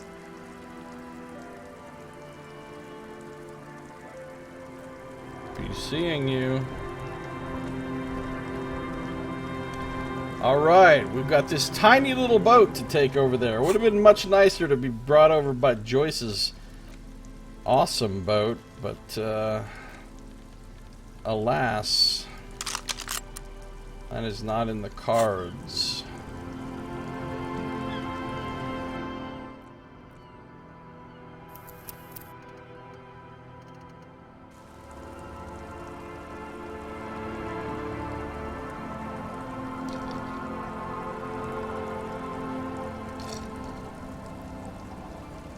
Here we go on the boat. Brew A72 motor skiff. A skiff with a small steering engine in the back floats on the calm mirror of the sea. Its 2 seats are empty. The boat's belly is a shiny yellow color, industrial paint over fresh tar. You see it reflect off the water, along with the factory number, A72.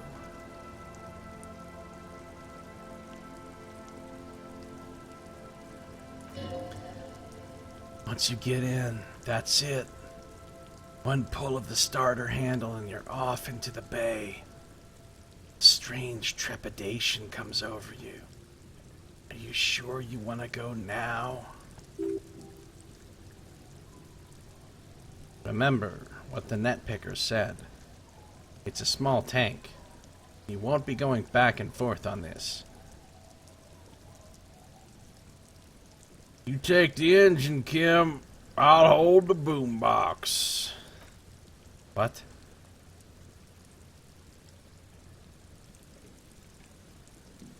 What? How else did we blast Sad FM on our way to the island? Fine. He gives you a resigned shrug. Let's blast Sad FM then. Get in and ride to the island. Here we go.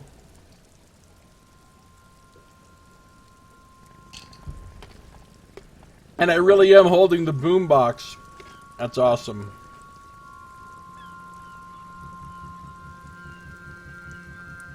Want to be free. Want to be free. It will last forever.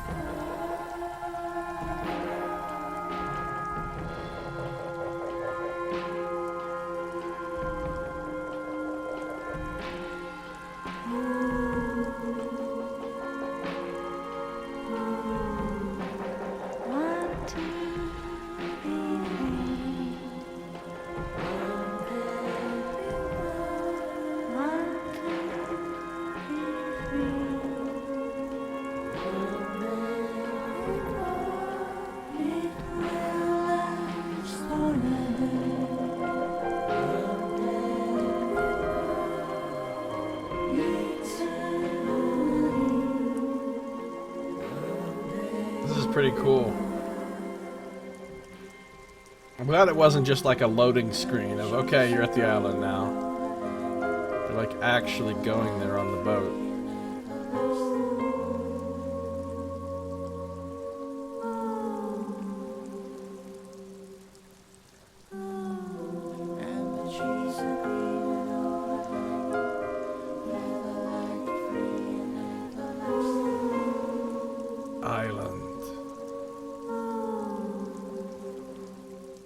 Kind of oil spill?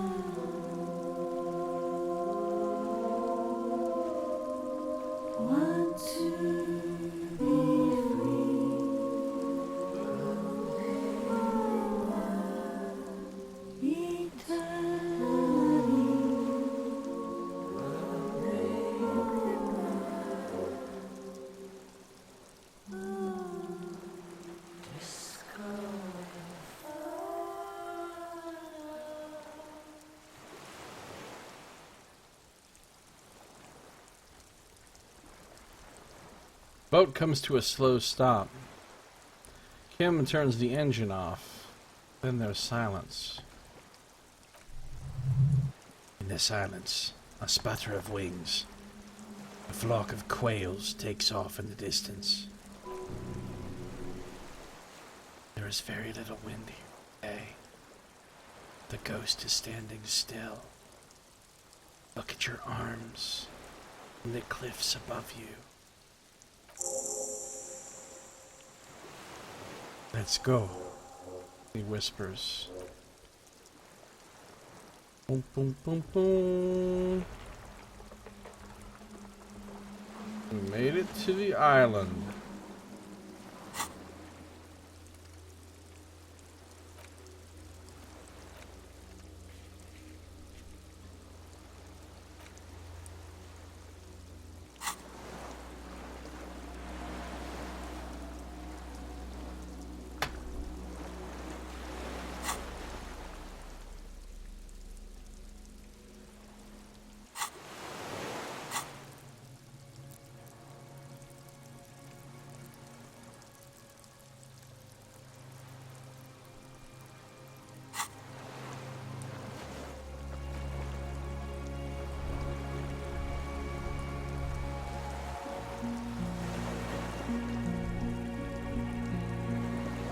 new music on the island, too.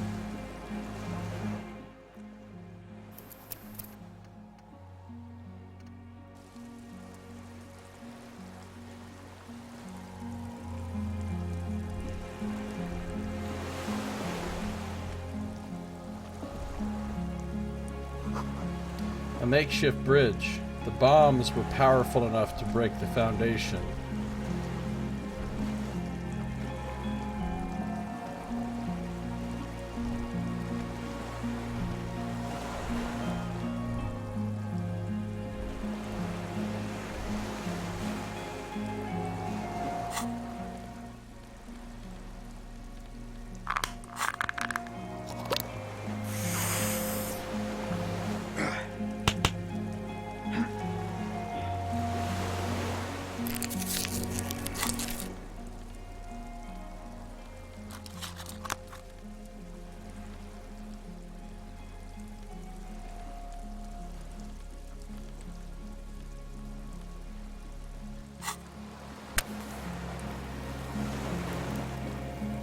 I'm gonna buff my motorics and intellect, just because it might help me notice things or whatever.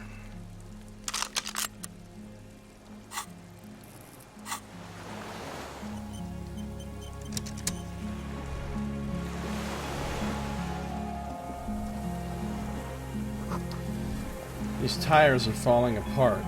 They're at least 50 years old.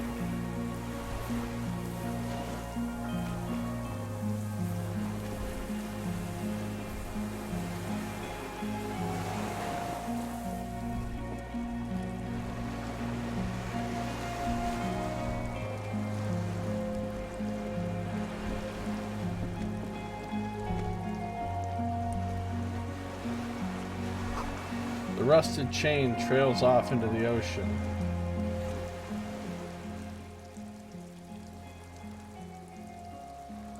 Train trails off into the ocean, connecting the island to the supply depot on the coast. This leads to the depot in Land's End. The lieutenant looks at the mechanism overhead. Ah, yes, so it seems. What do you think it was used for? For bringing munitions to the island, maybe? And supplies. You could also lock the bay when you raise the chain. Lock it from whom? From enemies. He looks up ahead. Enemies of the commune of Revachol. This sea fort was a revolutionary fortification, I believe.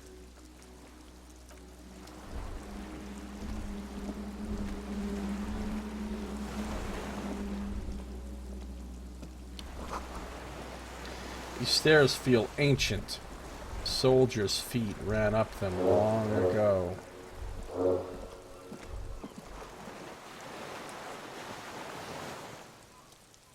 Yes?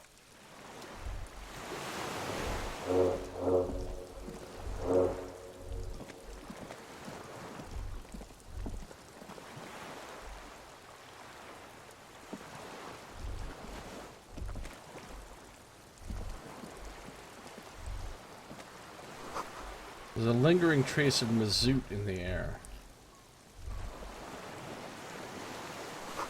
Attention! Inflammable! Some fuel is leaked out of the barrel. Black. Viscous.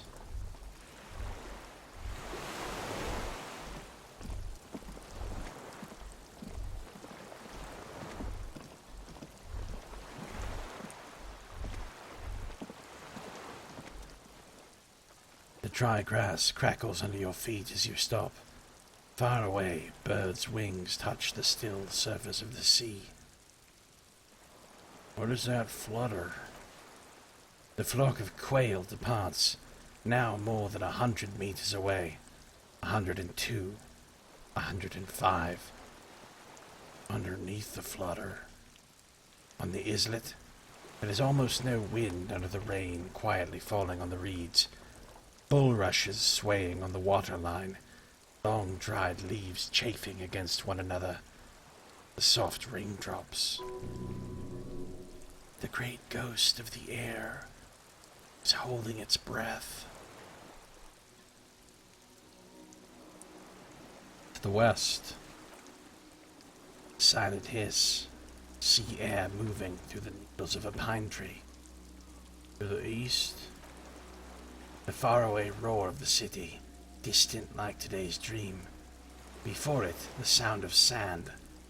The low tide filtered through its grains. A bird tending to its feathers. Raindrops fall on water, strangely quiet, forming circles in the distance. Ahead. A low hum. Air slowly moves through a concrete box, through its ancient slits and cracks, resonating, hollow. A big building. Beyond that, further north. Air flows out of a pillbox window. There is very little there. The air cossets flowers on a meadow.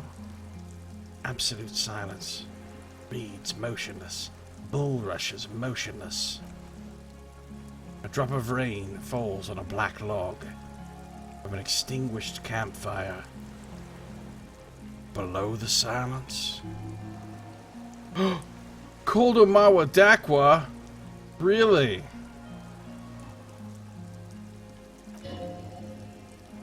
We are way out now. Way out in the west. Kim. Yes? This is where a lesser man would stop to think about the pain shooting up his right leg and into his groin. Not you. You're concentrated on how...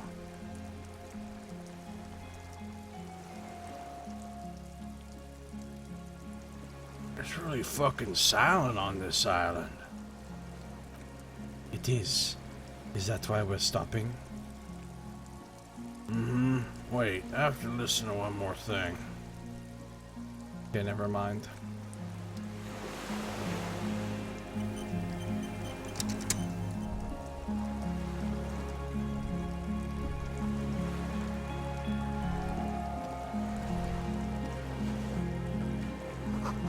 Warm air from the inside of the building.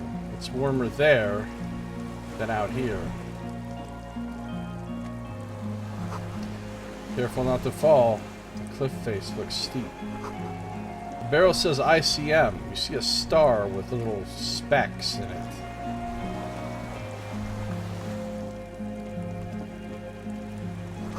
The little birch from the coin-operated viewer still holding on. Oh, I saw that thing from the viewer.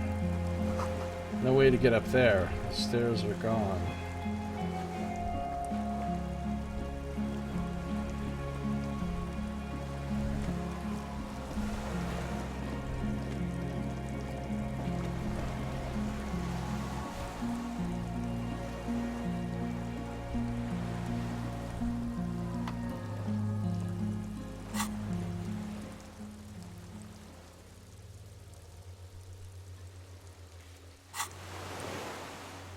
The island.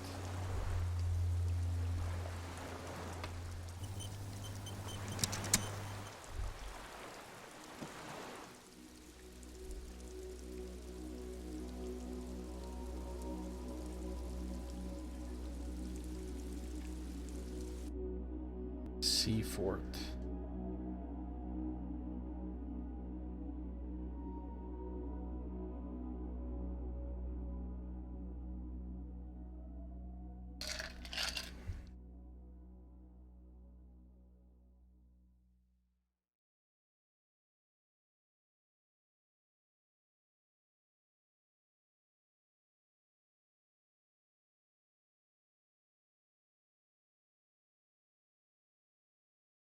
You know, if we stay at this location until after dark, we might end up being here for 2 weeks.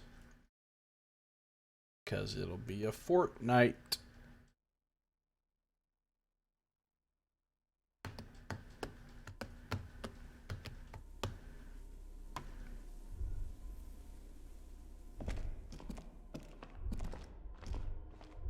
Alright, here's a brand new, interesting looking... Where the fuck are you going, Kim? Are you serious? Kim's just gonna go wandering off wherever the hell he wants now? That's what we're doing?